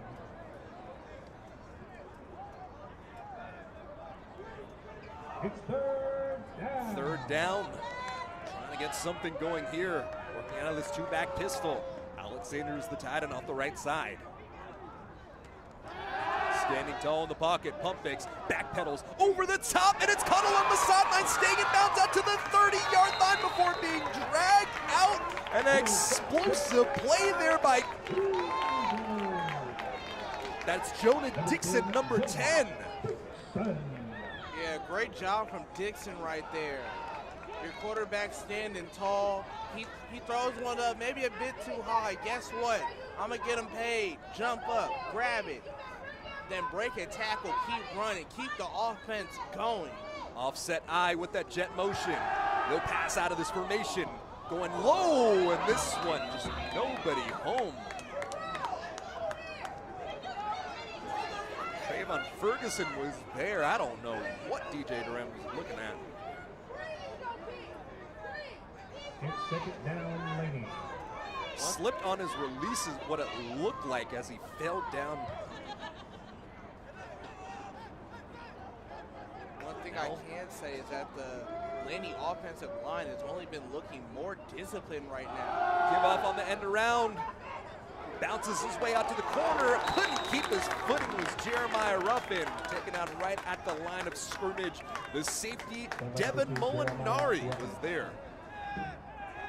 It's 3rd down again, just like that. Esteban Gutierrez knocked down a 47-yard field goal attempt from just about the same spot. It's a 20-point game. So I think this might start to become 4-down territory. This is definitely 4-down territory. You're down 20 points. You need to make something happen. Durant fired. Durant intercepted. The inside linebacker, Kyler Tweeten, stepped in front of that ball and took it away, trying to chase a tight window. And that window snapped right down on him. The most successful drive up to this point for the Eagles results in an interception. That is the first on the year for Kyler Tweeten. And that is what you call a momentum killer. The Laney offense were putting on a great drive up until the pick from Durant.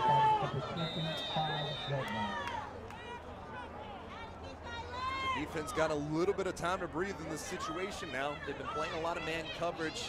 Let's see if quarterback for the Lobos in Lopez. Let's try to take another shot. This time was a handoff up the middle. That was taken down by Roman Gates. Roman Gates, a little bit of a quiet game. Typically, you hear his name called all across the board, but a very nice play. Half a yard tackle for loss. Annabong Worth just being hit before he even had a chance. This defensive line is eating, but the hardest thing is to get a consistent rush. Yeah, that's the one thing you can't say this team has struggled with. Once again, knocking on the door. No soliciting sign being put up right now. It was the defensive end, Osana Veosaga. I'm going to steal that line, by the way. No soliciting? Yeah, that's good. I didn't say it with my full chest. I was a little weary. You're a little weary of no soliciting? I'm weary whenever I see a no soliciting sign. Late substitution potentially. They're going to send a linebacker right here up into the box. Sending out a full-out blitz, and the perfectly dialed up screen pass goes to Julius Robinson, able to pick up the first down before it's Caleb Hampton Purfoy taken away. And honestly, that is just, it's backbreaking. It's the perfect play dialed up against an all-out blitz. Yeah, perfect play. Get your playmakers in space, watch them go, and guess what? They win.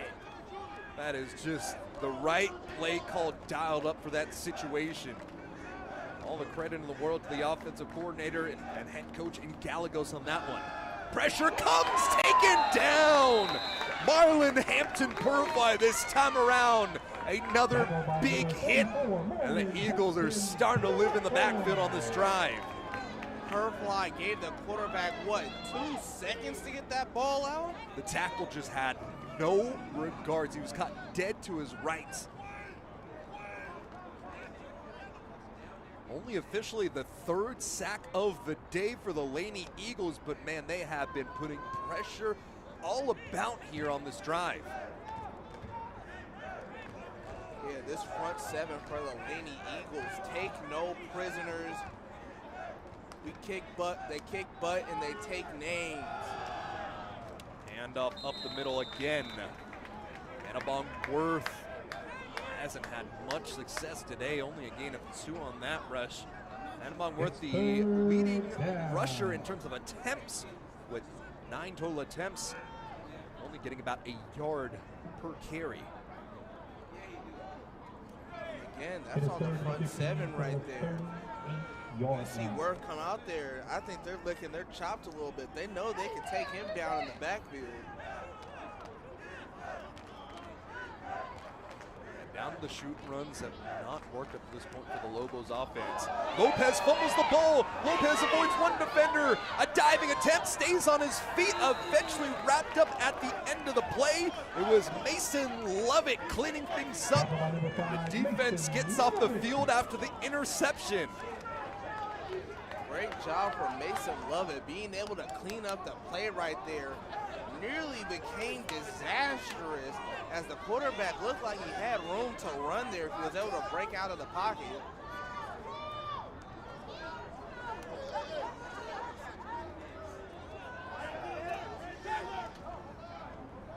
Time to kick this one away. This one going towards the sideline. Joe Sanders will pick it up and reverse the field. Joe Sanders getting a gain of 8 yards on the play to bring the ball out to the 34-yard line.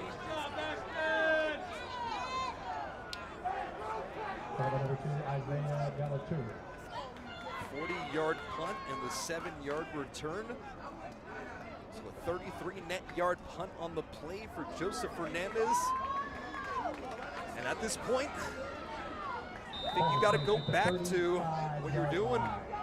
But it looks like there's going to be a new quarterback in here. Trey Dimes, the freshman out of Vanden, getting his opportunity here. Dimes 6 for 8 on the year with 2 touchdowns. And now some young blood. But they will stay on the ground to try to get him settled momentarily. The tackle was made in the backfield by Broderick Johnson as the carry for Marcus Jones.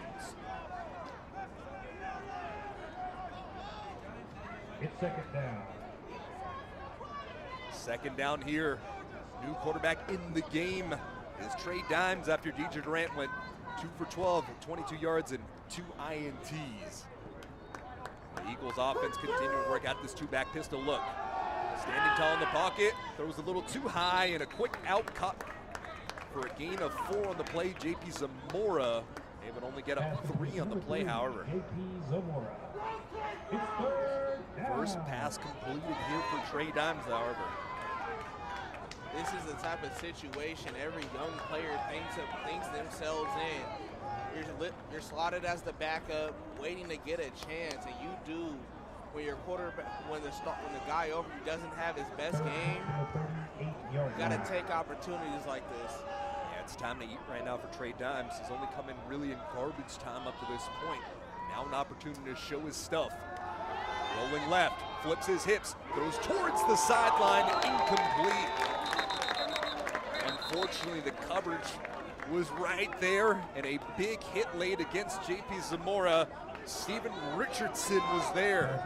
The punt will come out, so a change at quarterback, but it results in the same result, 3 and out.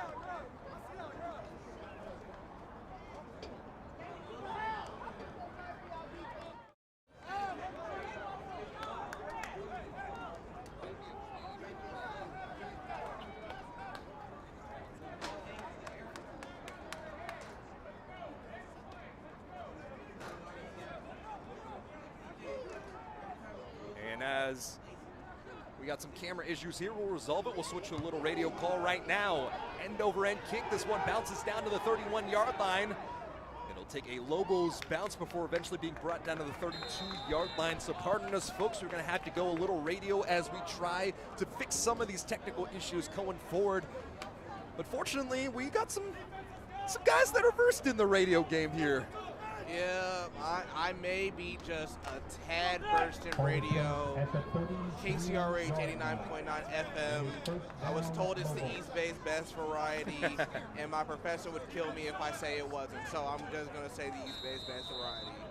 My grade rides on it. Lamont Lugin? Okay, I got it right. Third time's the charm. Third time's the charm. Quick pass, and it's off the fingertips of the tight end there. Yeah, your attention, please. The decision stand will close at the end of the third On quarter. Lugin alongside Max Agress here, bringing you the coverage here in the second half of play. Continue to chase down our technical difficulties. At the next timeout, we'll end up fixing this one. But up to this point, Joe Sullivan over with Peralta TV doing all his work. We love you very much, sir. Out of the shotgun snap, 3 receivers to the near hand side. The motion, the running back across the formation, pardon me, it's a slot receiver. It's a 3-step drop, quick pass across the middle, and another drop ball.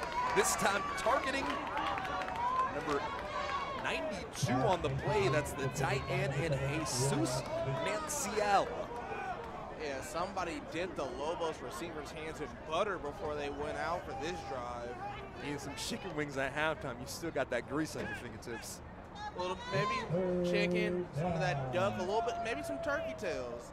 Real greasy food item that is. We were talking about a turducken earlier. Maybe they dialed one up early. I have this hot link right next to me. It's ready to go. Another 3 receiver look out of the shotgun snap. Continue to motion that running back into play action. Fake pressure comes into his face, rolls out to his right-hand side, avoids the defender, eyes downfield, still here, turns the corner, hit alongside the sideline. He fumbled the ball along the sideline, and it was the pressure from Caleb Hampton Purfoy, able to force another 3 and out.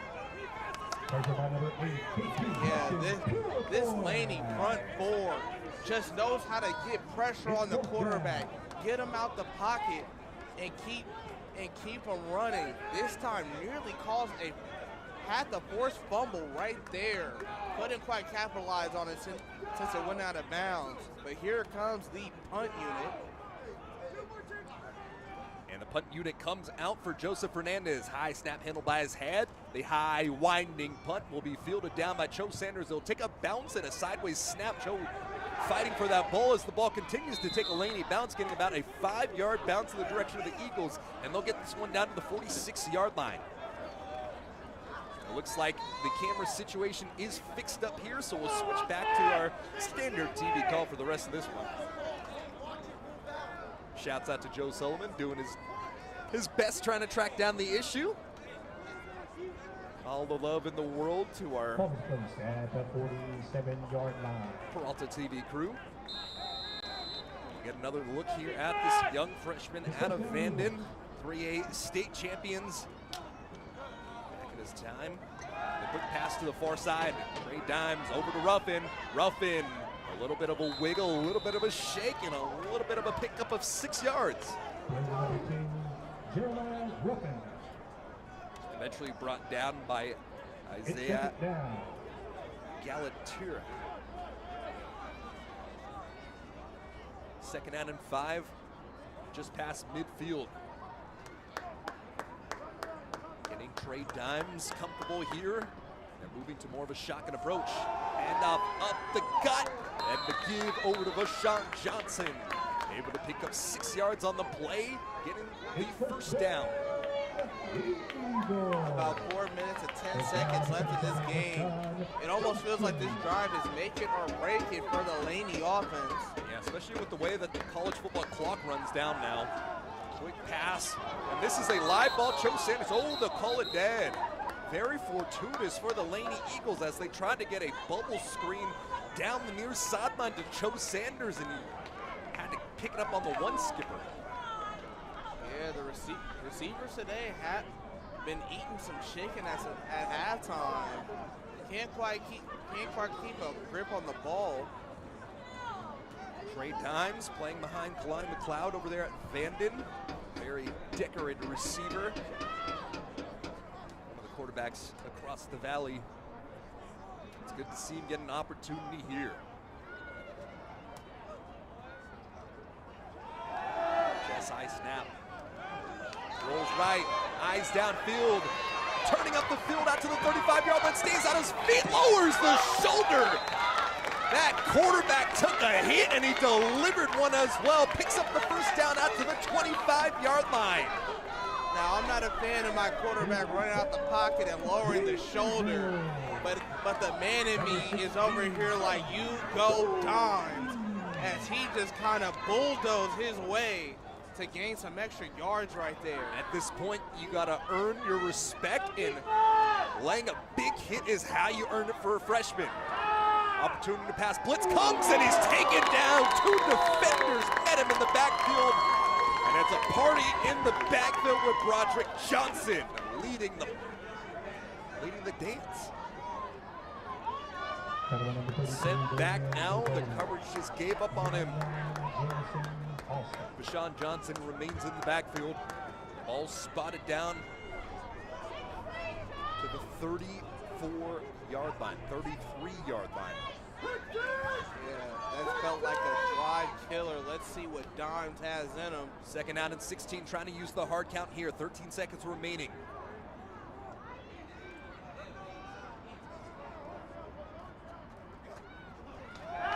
Looks to the near side. Quick pass, this one nearly taken away. Zamora did not attack that ball. Instead, it's Hendrick Luss Jr. Man, these DBs for the Lobos are hungry today. They have been attacking the ball. Yeah, Luss nearly got his 2nd pick on the day. trying to pick his pocket like a thief in the night. And with that, it's 3rd down and long still. 3rd and 17 on this so important drive. Last time Laney was in this territory, Durant threw an interception.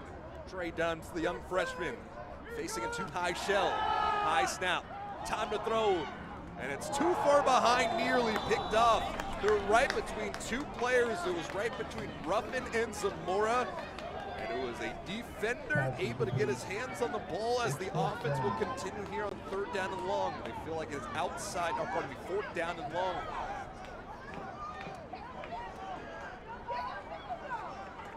Electing to go for it here. Probably not confident in the kicker's leg.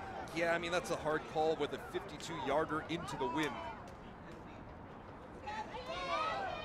He said it's do or die time. Hands on their head. A play like... And a timeout taken by the defense here. So a timeout taken by the defense. They saw something that they did not like. And that'll be the first Bird timeout of the half for Monterey Peninsula College. So with that, we'll take a timeout alongside with them. 27-7 the score with 2:35 remaining here in the 3rd.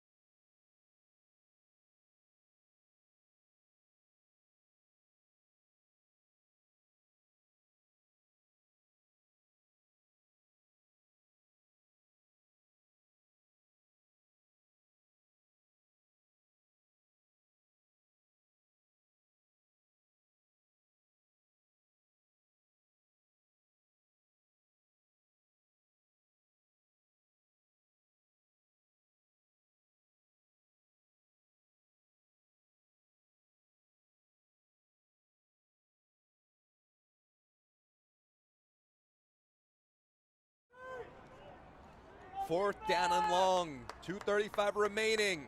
Make it 4th and 17 from the 34. Fakes the draw, steps right, rolling right, eyes downfield, going for it all.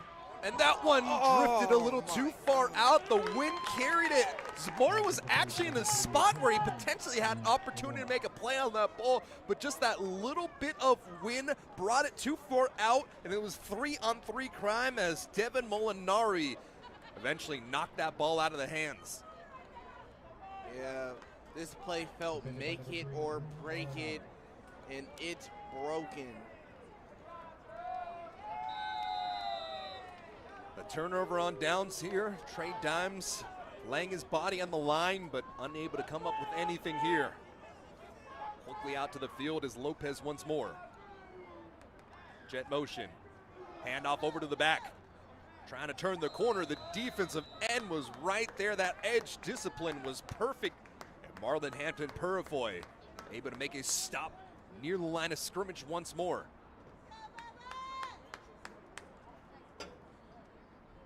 It was actually Sharky Tamale. Honestly, those two names are almost synonymous. Marlon Hampton Purifoy and Caleb Hampton Purifoy are having heck of a games right now for the two brothers out of Berkeley. Sharky Tamale also getting his fingerprints all over this one. Two-back look now for Lopez. A mesh in the backfield, and they will give it over to the back. Nifty footwork for the freshman. Able to pick up a gain of 2 on the play for Ashton Murphy. And man, Murphy is putting everybody on notice. Braden Harvey eventually came there to make the play. Man, that 3 technique inside for Laney College tonight.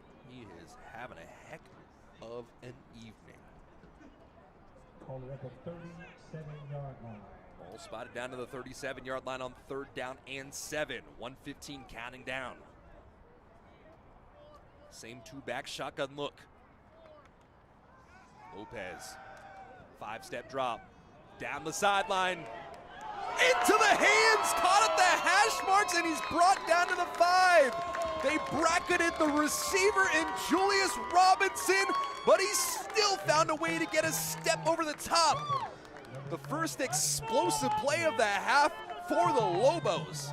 Put that one right in the bucket. No chance of any Laney defender getting to that one. 59 yards on the throw, and it was all airtime down at the 5. Laney's turned them away the last 2 times. Quarterback keeper gets the angle. A late flag. It's a touchdown as it currently stands. Simon Lopez showing off his feet to enter the end zone for the first time today. Let's see if this is a hold.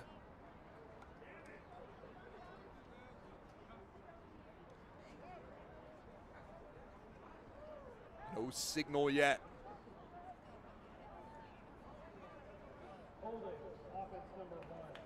Holding offense number 5. They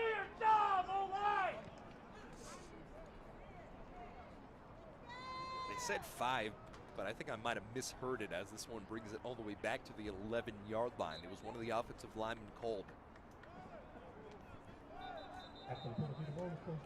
After the penalty, the ball spotted down at the 11-yard line. It's still 1st and goal. And Laney fighting for another down. 2 receivers tight to each side of the offensive line. Off his back foot, too far into the corner of the end zone. Pass incomplete. The intended receiver on the play was Ricky Gularar. Had some good coverage on the top by the safety Jaden Bridgewater. Man, those Bridgewater twins, they just keep getting better and better every single game. And as a coach, that's one thing you always enjoy from your players. Just watch them get better, work harder. There's nothing better than it. Yeah, especially at the JUCO level, you're coming here to develop and you're coming here to become better people as well as better ball players.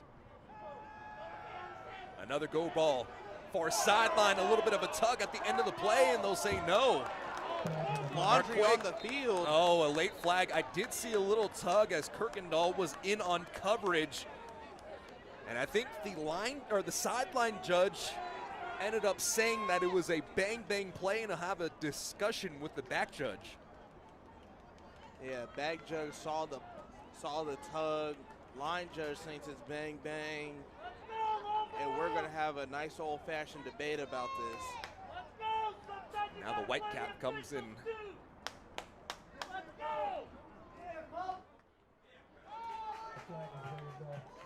And the flag is waved off. The line judge did have a better angle on the play, whereas the back judge was kind of trapped away on that A of the Laney logo. So in my opinion, unbiasedly, that was a good no call. It's a great no call. Clock stops here with 29 seconds remaining. 27-7 the score here. Laney's defense trying to send the Lobo offense away once more.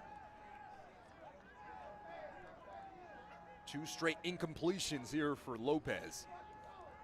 And Lopez will pass, 3-step drop, going right back inside, and it's brought in! What a terrific play for Kadarius Poe! Yeah, Kadarius Poe just went up there and grabbed it. Had tough coverage all the way over the top, and that is just Poe wanting it more. Yeah, the defensive coordinator for Laney is a blood vessel's about to pop in his head after that play. Honestly, that is kind of how the cookie continues to crumble. At the end of the day, it comes down to who wants it more in these 50-50 ball situations. The Lobos have been the one that are a lot more hungry up to this point.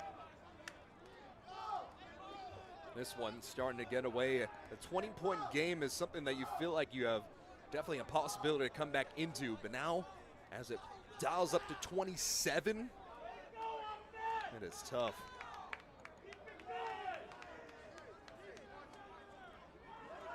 At this point, you have to start dialing something up to get your guys going. You cannot allow your offense to sputter out once more. Coach Hag doing a good job getting a few, or attempting to try to get a few completions going for trade dimes early on, but this Monterey Peninsula defense, they are having a performance of the year right now.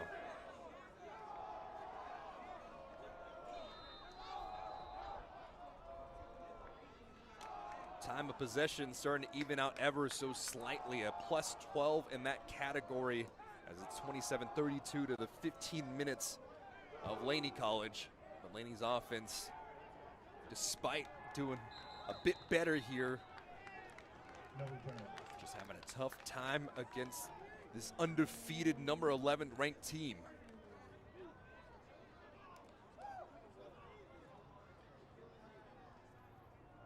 We talked about this in the pregame, but the Lobos are coming off an 11-win season, winning the American Championship Bowl against De Anza College in that tough, low-scoring game. Head coach Ronnie Palmer, who had been there for a couple different years, turning this program around, ended up taking an assistant job over at the University of Arizona under Coach Brennan, as well as Coach Alonzo Carter out there. Both of those coaches now in Palmer and Alonzo Carter in the running back room. Screen pass underneath, and oh, this is exactly how it's been going all night long. Setting up the screen pass. Trey Dimes doing a good enough job being able to buy enough time, but they just cannot convert on the easy plays, and this is just uncharacteristic all about.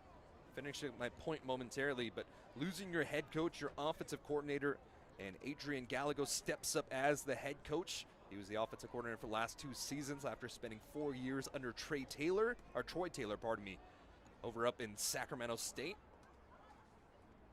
And this offense that was averaging 45 points per game last year, not quite the performance on the score sheet as we've expected to see. They've been putting up yardage but haven't been able to capitalize, and these chunk plays are capitalizing right now as they jump from the left guard of Laney's offense.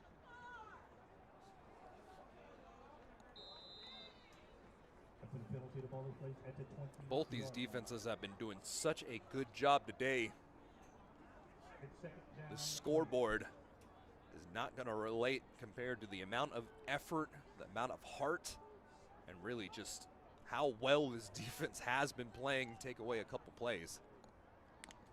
Yeah, take away the explosive plays, and Laney's defense would be holding the Lobos under a lot less points.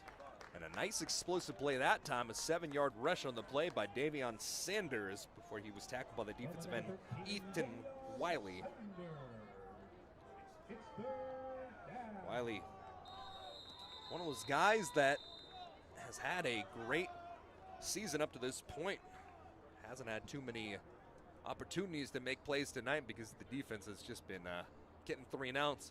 With that, the final 15 minutes on the board, it's 34-7. We'll take the timeout here on Peralta TV.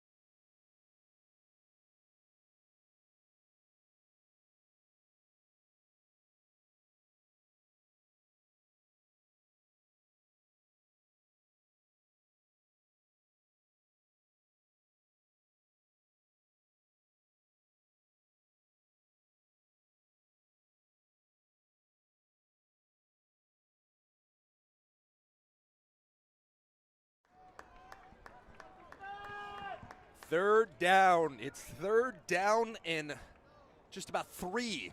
They'll continue to work with the end arounds, putting his foot into the dirt. And Cho, man, 2 very physical runs as he continues to move the scrum.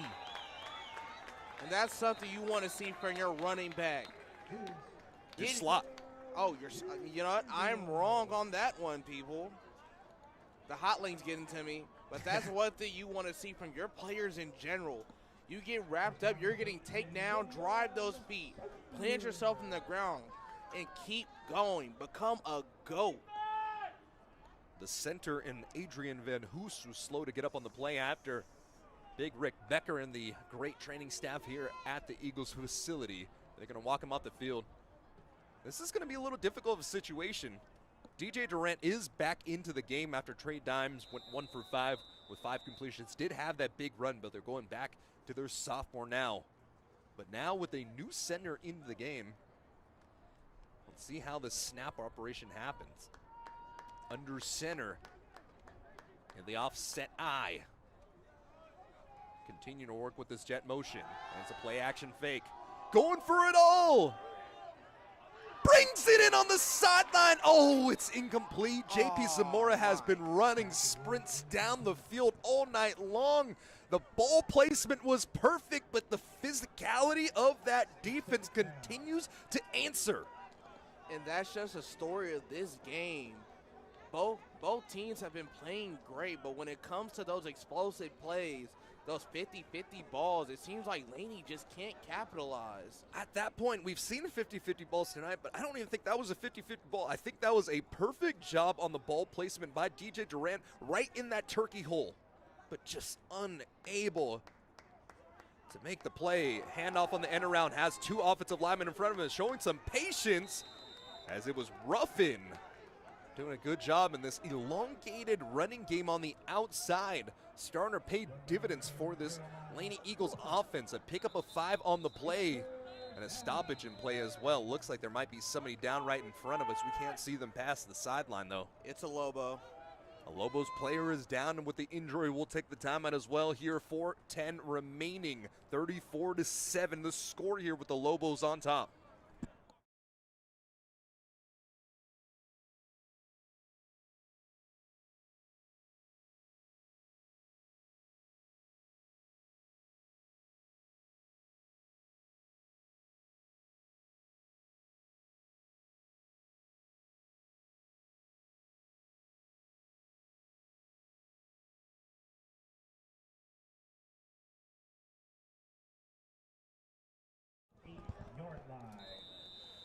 It's 3rd down and 5 from just past midfield at the 48-yard line.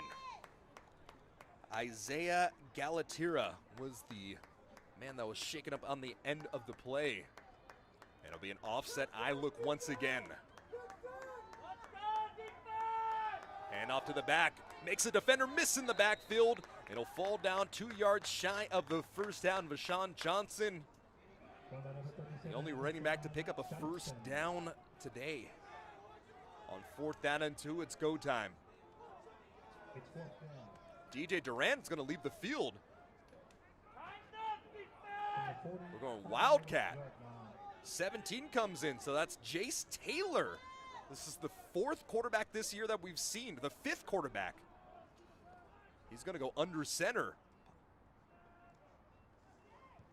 Handoff, left side, over to the big back, gets enough yardage for the first down.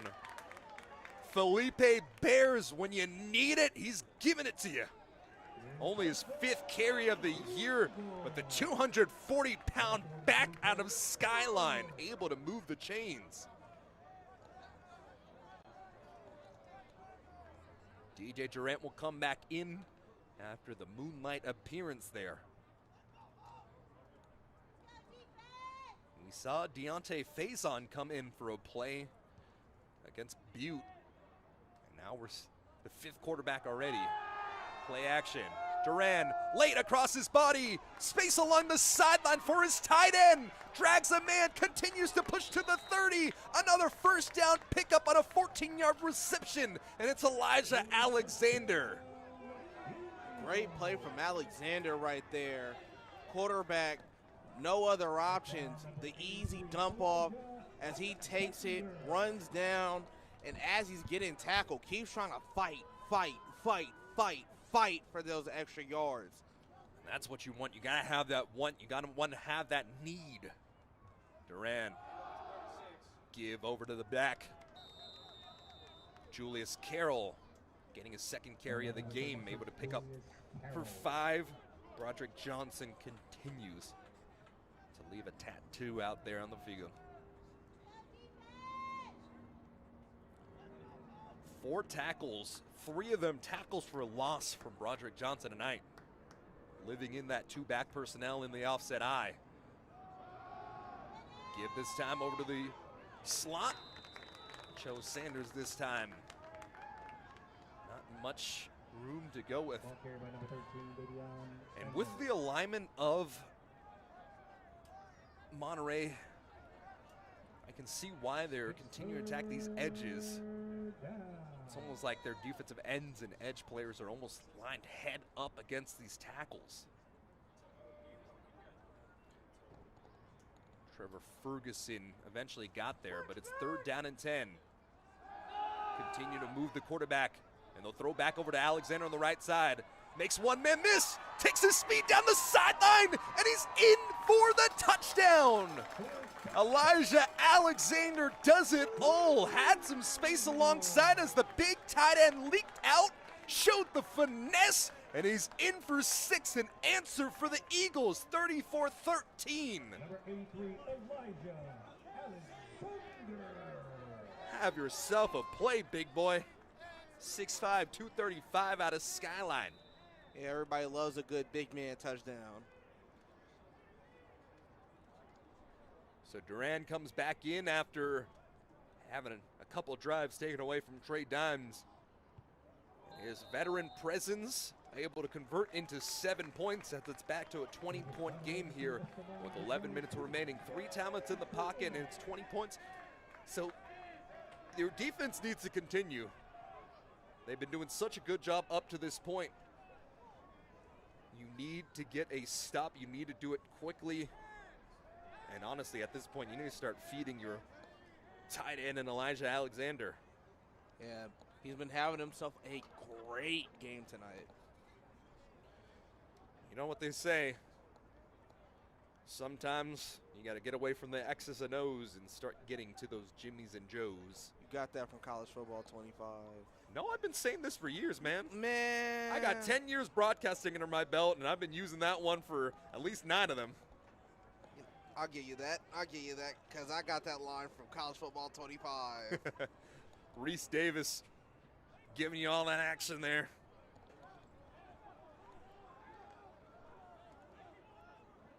It's really how it is, though. At some point, you just got to go your big playmakers.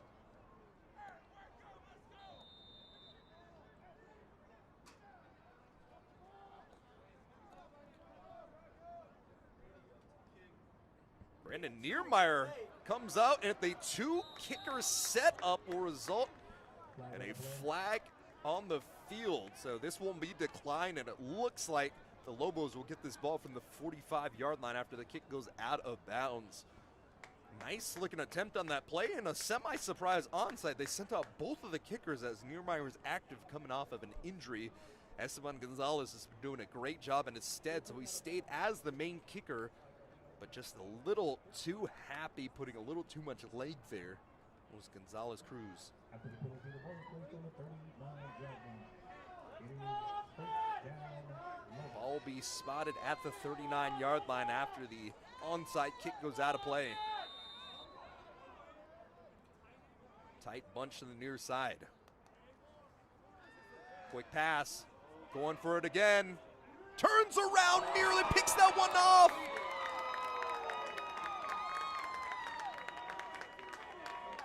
That pass is completed somehow. Wow, off the tip drill, went off the fingertips of the defensive back, and that is just how the bounce has been going today. Yeah, that ball was beautiful. Yeah, Zion Johnson was all there, but at the end of the play, Julius Robinson's the one that's been able to celebrate. Robinson, he's been having a heck of a day up to this point. 130 yards plus the last play on 8 receptions, having a breakout day. Spins around, rolls right. And he's going to be spun down and sacked down by Roman Gates. Braden Harvey able to come into the party, and they take down the backup and Dominic Pirini, who comes into the game. Lobos sending out their backup quarterback. 2 for 2 on the year for 26 yards for the former 2-star recruit. Had an FCS offer out of Stetson. Decided to stay closer to California instead of moving out. It's second down.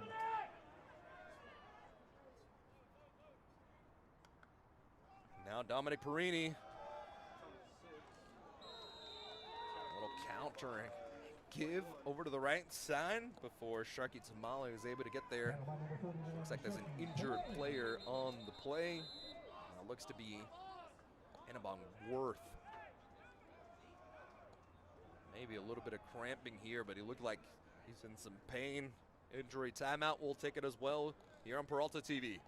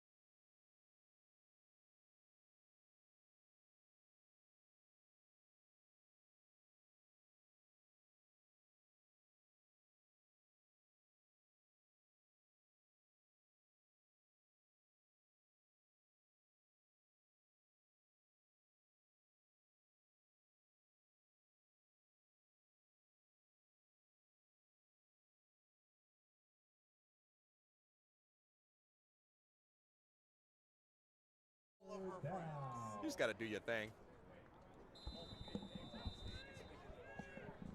Back here on the field, and it's quickly 3rd down and 14. Going for it all once again, retracing, and it's complete. Another deep ball, and it's in for the touchdown. And when it rains, it pours, and the Lobos have been showering the Eagles today. Jaden Hernandez, the 6-foot freshman out of Santa Rosa. A lot closer to home today. I'm sure his family's out there celebrating, and his team is loving it. 40-14. And man,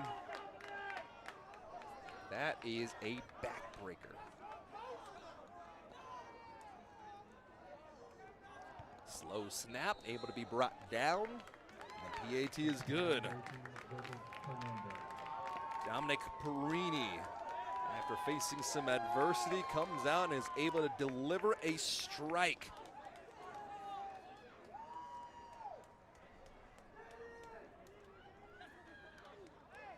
.12 remaining here.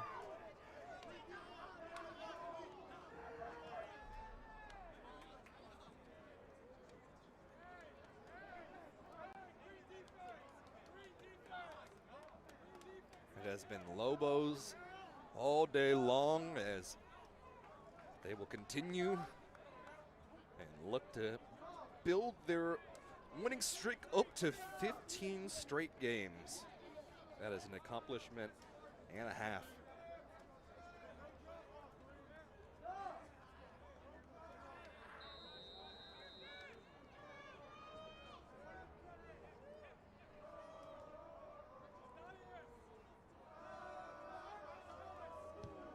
Here on the kickoff.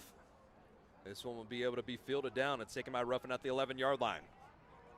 Out to the 20 as he jumps over defender. A hard hit to the turf. Nice return out to the 33-yard line. I'm marking down at the 34. 23-yard return on the play by Ruffin.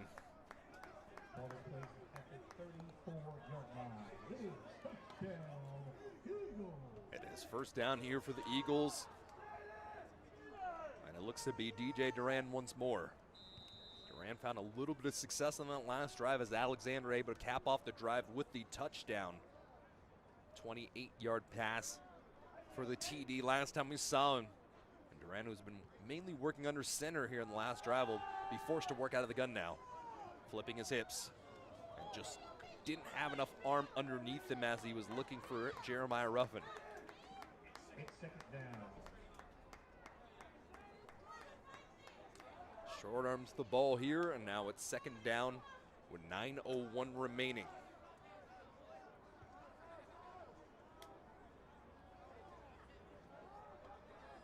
Plenty of time to settle down. Play clock still upwards of 15 with the clock stopped.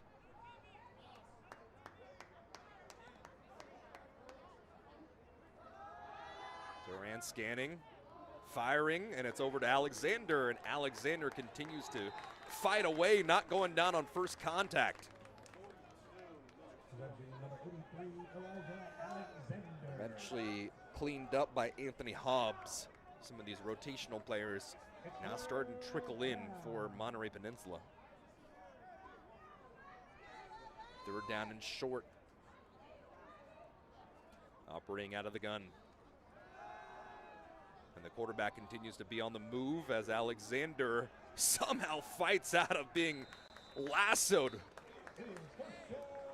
Alexander eventually brought down by Isaiah Galatira. So good to see him back in the game after leaving from an injury.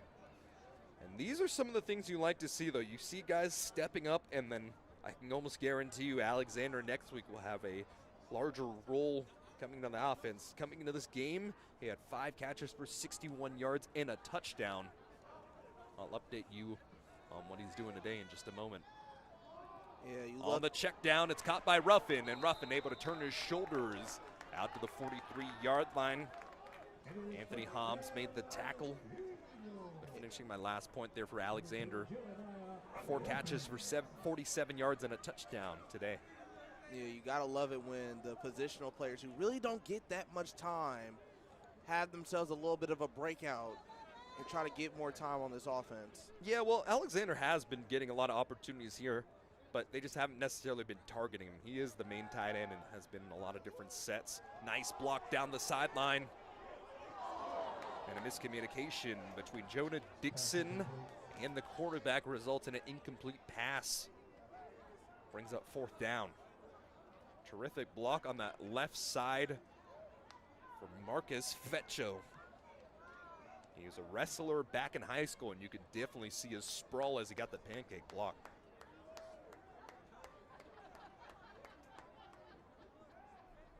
It's second down. Pardon me, I misread it. It's 2nd down, not 4th down. The chain gain got me confused here. Duran able to avoid the first round of pressure. Throws it right before And the line of scrimmage. off. And yes, the chip drill continues. Like you said, it rains, it rains, it rains. And that rain is starting to block the vision. And just that's how it has been. Every single tip ball has found its way into the hands of a Lobos player. And a ton of energy and excitement from this team from down south.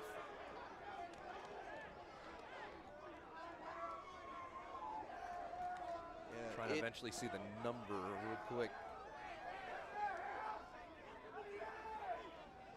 It's number 11. So 11 is actually a quarterback. That was Harold Lust II, listed as a quarterback, but playing some DB defensive back, yeah. Yeah. He can throw it, he can catch it. Yeah, there you go. And on the first rush of this drive, Dominic Perini hands the ball off before Marlon Hampton Purifoy gets the stop. It's second down. They'll continue to work Annabong Worth. He hasn't had the performance he'd like to see. Leader in terms of rushes on the year with 55 carries. That is first in attempts in the NCFC. The Lobos content to try to use up some clock. It was eventually swatted down by Marlon Hampton Purifoy once more. Hampton Purifoy, man. Both the Hampton Purifoy brothers have been getting it today.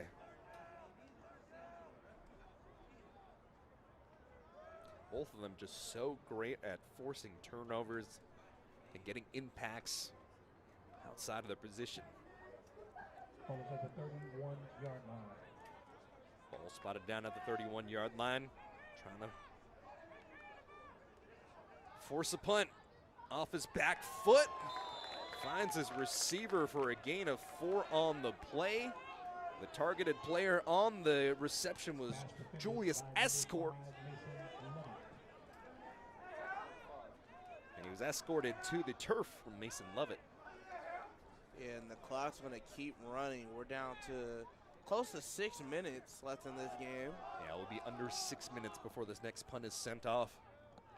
Late substitution here as Joe Sanders spots down at the 29. 4th down and 4. Joseph Fernandez has been showing off his leg in the kicking game, starting out with a 44-yarder. And now the second timeout taken by Monterey Peninsula College. So quick timeout on the field, and we'll join them alongside with it here on Peralta TV.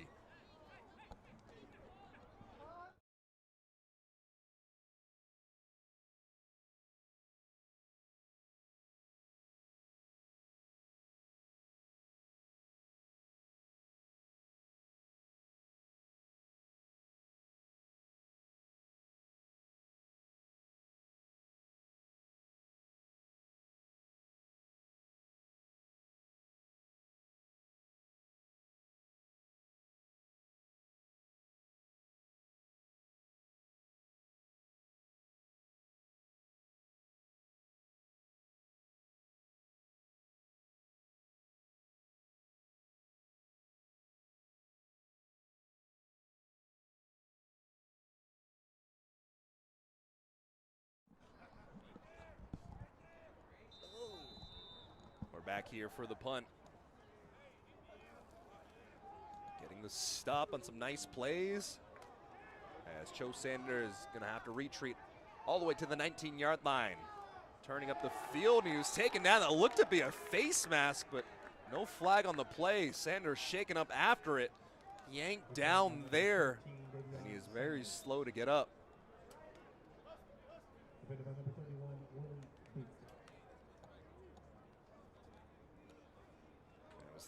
31 making the play, Willie Duke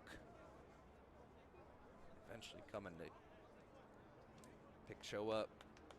And Sanders is able to, they were able to lift him back to his feet, and he's gingerly walking off the field.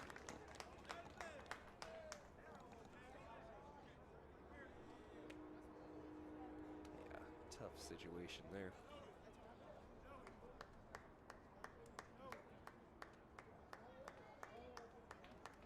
So happy to see Cho being able to get up on his feet and walk off. A little bit of a scary play there as he's yanked down. Good punt there, 47 yards through the air. After the 12-yard return, it's a 35-yard net punt.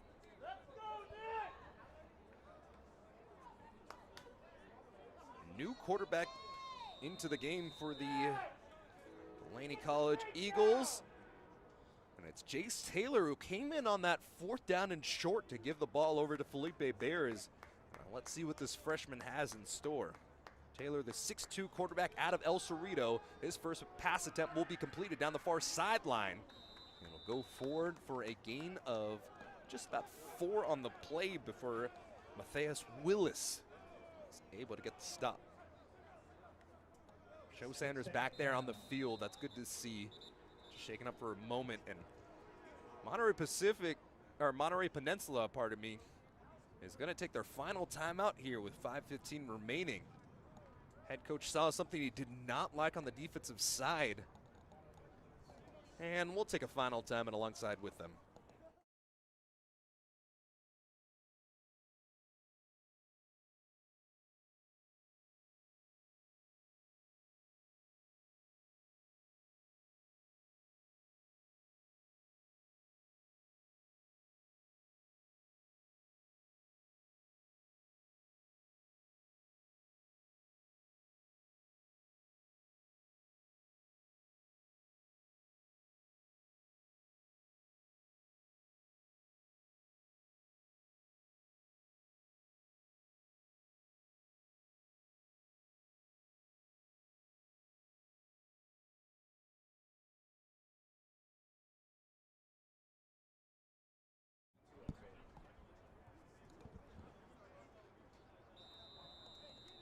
After the timeout, we're back here with 5:15 remaining, and it's second down and intermediate.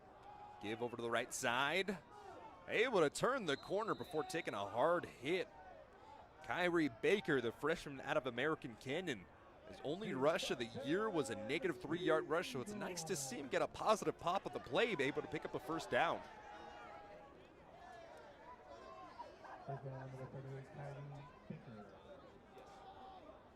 Still on at quarterback. This is his drive for Jace Taylor. The freshman out of El Cerrito will continue with some of these flat passes. Stays on his feet after taking a hit. Can't outrun the cavalry.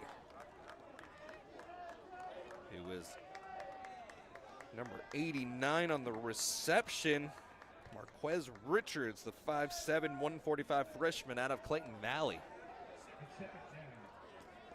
Yeah, receiver got brought down right in Taylor's lap. Yeah, tough play. Good job staying on your feet, but just couldn't get away.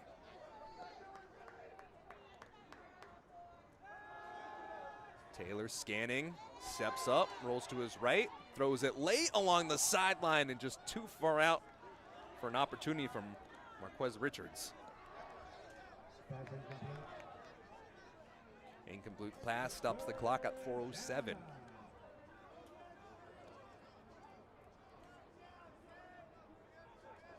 New running back into the backfield now as we get a first look of Treble Watts. Treble Watts, the 5'8" freshman out of Sliddell Hill High School out in Louisiana. It's one of those out-of-state products looking to try to make a play. Laid over the top, this one through the hands of Jonah Dixon. Just like that, it's fourth down. And while you weren't looking, Watts went out for Kyrie Baker out of Vallejo, California. It's fourth down. So it's fourth down. These are times when you can continue to work the playbook and see what you got dialed up. Unfortunately, Laney College has been in the situation far too many times tonight. Just fourth down, third down, and way behind the sticks. Yeah. McAdoo time to throw. Firing the long ball, but his man stopped running. Picked off in the middle of the field, and that is another interception. This one is from the quarterback, Harold Luss II. Have yourself a day, young fella. Yeah, I call that less of a pick and more of an arm punt right there. Yeah, absolutely. There was nobody in the area code where that ball was thrown. We saw him come in at quarterback for one play. And now on the defensive side has made a couple great stops. As the defense has gotten picks on all of the quarterbacks.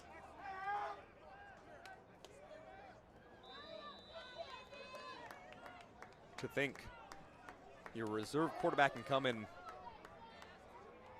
and have 2 interceptions, but when you're getting an interception at defensive back, it's a whole different story. You're feeling good about it rather than coming off one off your arm. Yeah. The story of the day has just been The offense unable to hold their end of the bargain. The defense has been balling out despite the 41 points. It's the front seven, but this young defensive back core for Laney College has to continue to go back to the drawing board and continue to learn. That's just how it goes. You have a lot of talent, but unfortunately, the big balls have come the way of Monterey Peninsula College. Quick pass to the near sideline. It was over to Brian Picasso. Eventually tackled down by Caleb Hampton Purfoy, who's still out there making big time plays.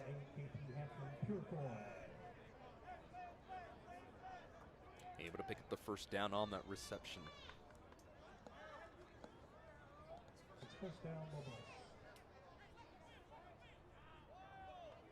The running back in the backfield looks to be number 28, Slade Turn. As he'll stay in the block. Pass over to number 17. That is Isaac Ocampo Sabkowaik. And of course, Caleb Hampton Purifoy. That is a name and a half right there. Say it with your chest. I'm good. I'll take the L right there, partner. I'll take the L. You're like, that's why I'm doing color today. I don't want to have to go ahead and say some of these names. I'm already used to people being mad at me for mispronouncing the name.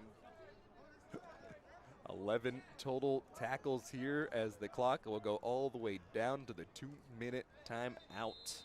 Caleb Hampton Purfoy having a heck of a day for himself. But the 2-minute timeout sends us to our final break. 41-14, all Lobos here from Oakland, California.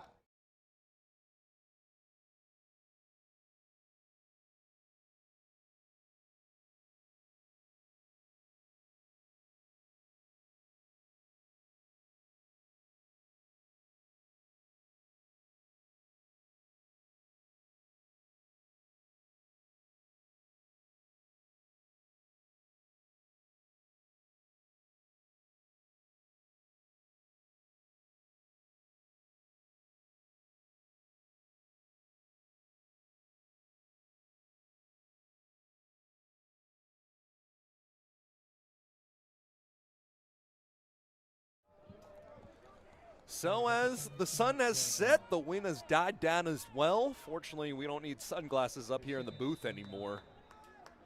Yeah, I took mine off a long time ago. Yeah, after the half, that first half of a 5:30 kickoff is pretty rough as late pressure comes and a flag on the play. Dominic Pierini with pressure coming off the inside and outside. Braden Harvey credited with the quarterback hurry. Let's see what this flag is on in that position. It looks like it may be a hold.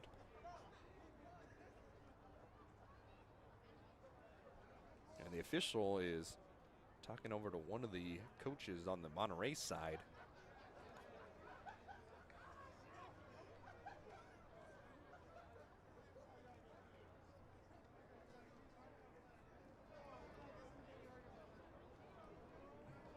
Looks to be marching them back, and it looks like it will be a hold.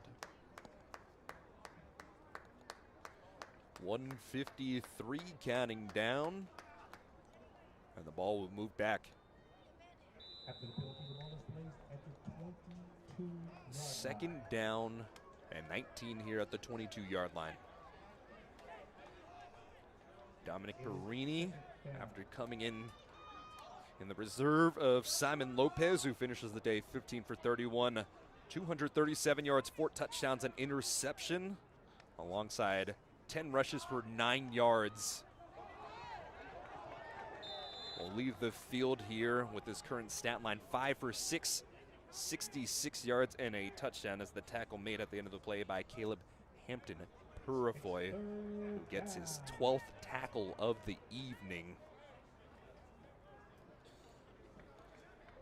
Laney College has done a very good job stopping the run tonight. That is something that they talked about having a lot of pride at, is not allowing the quarterback to get out in the rushing game, and they have held Simon Lopez off. This is his worst rushing performance of the year, averaging under a yard per carry. Obviously, the sacks have a role to play in that one as well.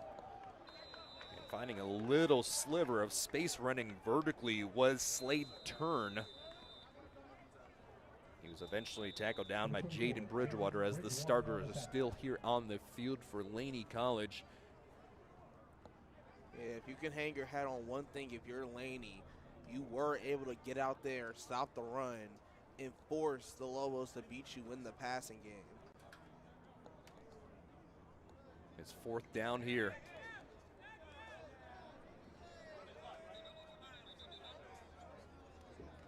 Some issues with the clock, so we'll see what's going on.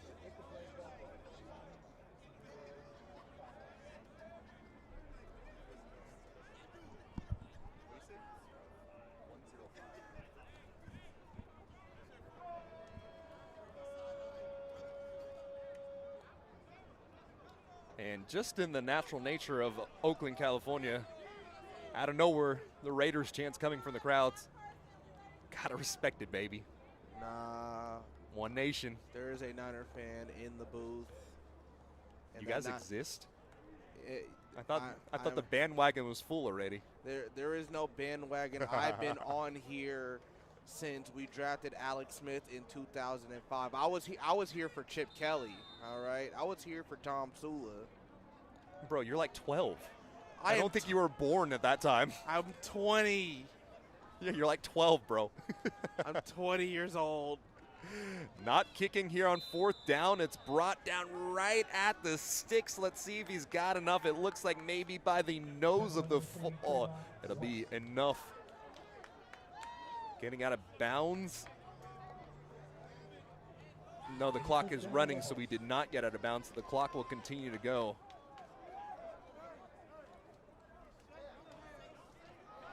So as the clock will go down, no timeouts left for Monterey Peninsula College. We're inside of a minute to play.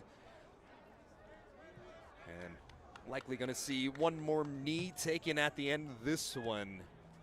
Let's give you your final stats of the evening as well as a recap. 23 first downs to the 11. Laney College didn't get a first down in the first half of play, so all those came in the second. 3 for 13 on 3rd down, 1 for 3 on 4th down. On the other side, 41%, 9 for 22 on 3rd down, and 4 for 5 on 4th down. It was deep balls all night long off the arm of Simon Lopez that resulted in big plays and big situations, despite the fact that the score goes 41-14 here at our final as the clock ticks down. A very strong performance from this defense, or from the defensive front seven, I should say. The backfield ended up having some issues later in the night, but in all due respect, it was just better plays being made by the wide receivers. The defensive backs were there, but the tip balls, the 50-50s, they just went towards the Lobos all night long. Yeah, you can't get lucky every day. As those are the type of odds I will take to the roulette table and lose all of my money. Hey, you can't win if you don't play the game. You don't win if you can't play the game. Our defensive player of the game, Caleb Hampton Purifoy, finishing the night with 12 total tackles, had a pick 6 and a sack. Have yourself a day, maybe a second straight NCFC player of the game coming up. But with that, it puts a final here from Oakland, California, here on the campus of Laney College. Our final score, 41-14 for Lamont Lugin. Got it right on the final attempt there. You got the last name correct. I'll give you that. My name is Max Upgrice, bringing you the coverage. Shouts out to our support team of Joe Sullivan, doing a heck of a job being able to help us out and bring on these coverages. The next time we will see the Laney College Eagles won't be for a couple of weeks. Next time Laney will be at home will be on the 3rd, I believe, or the 10th maybe against Foothill. I believe it is the 10th against Foothill College. So Laney College, a bye week and a game on the road. And with that, I bid you adieu. Thank you all so much for joining us today. It was 1 for Monterey Peninsula College as they extend their winning streak to 15. But as we close it out here at home, 2 claps. Ready, ready.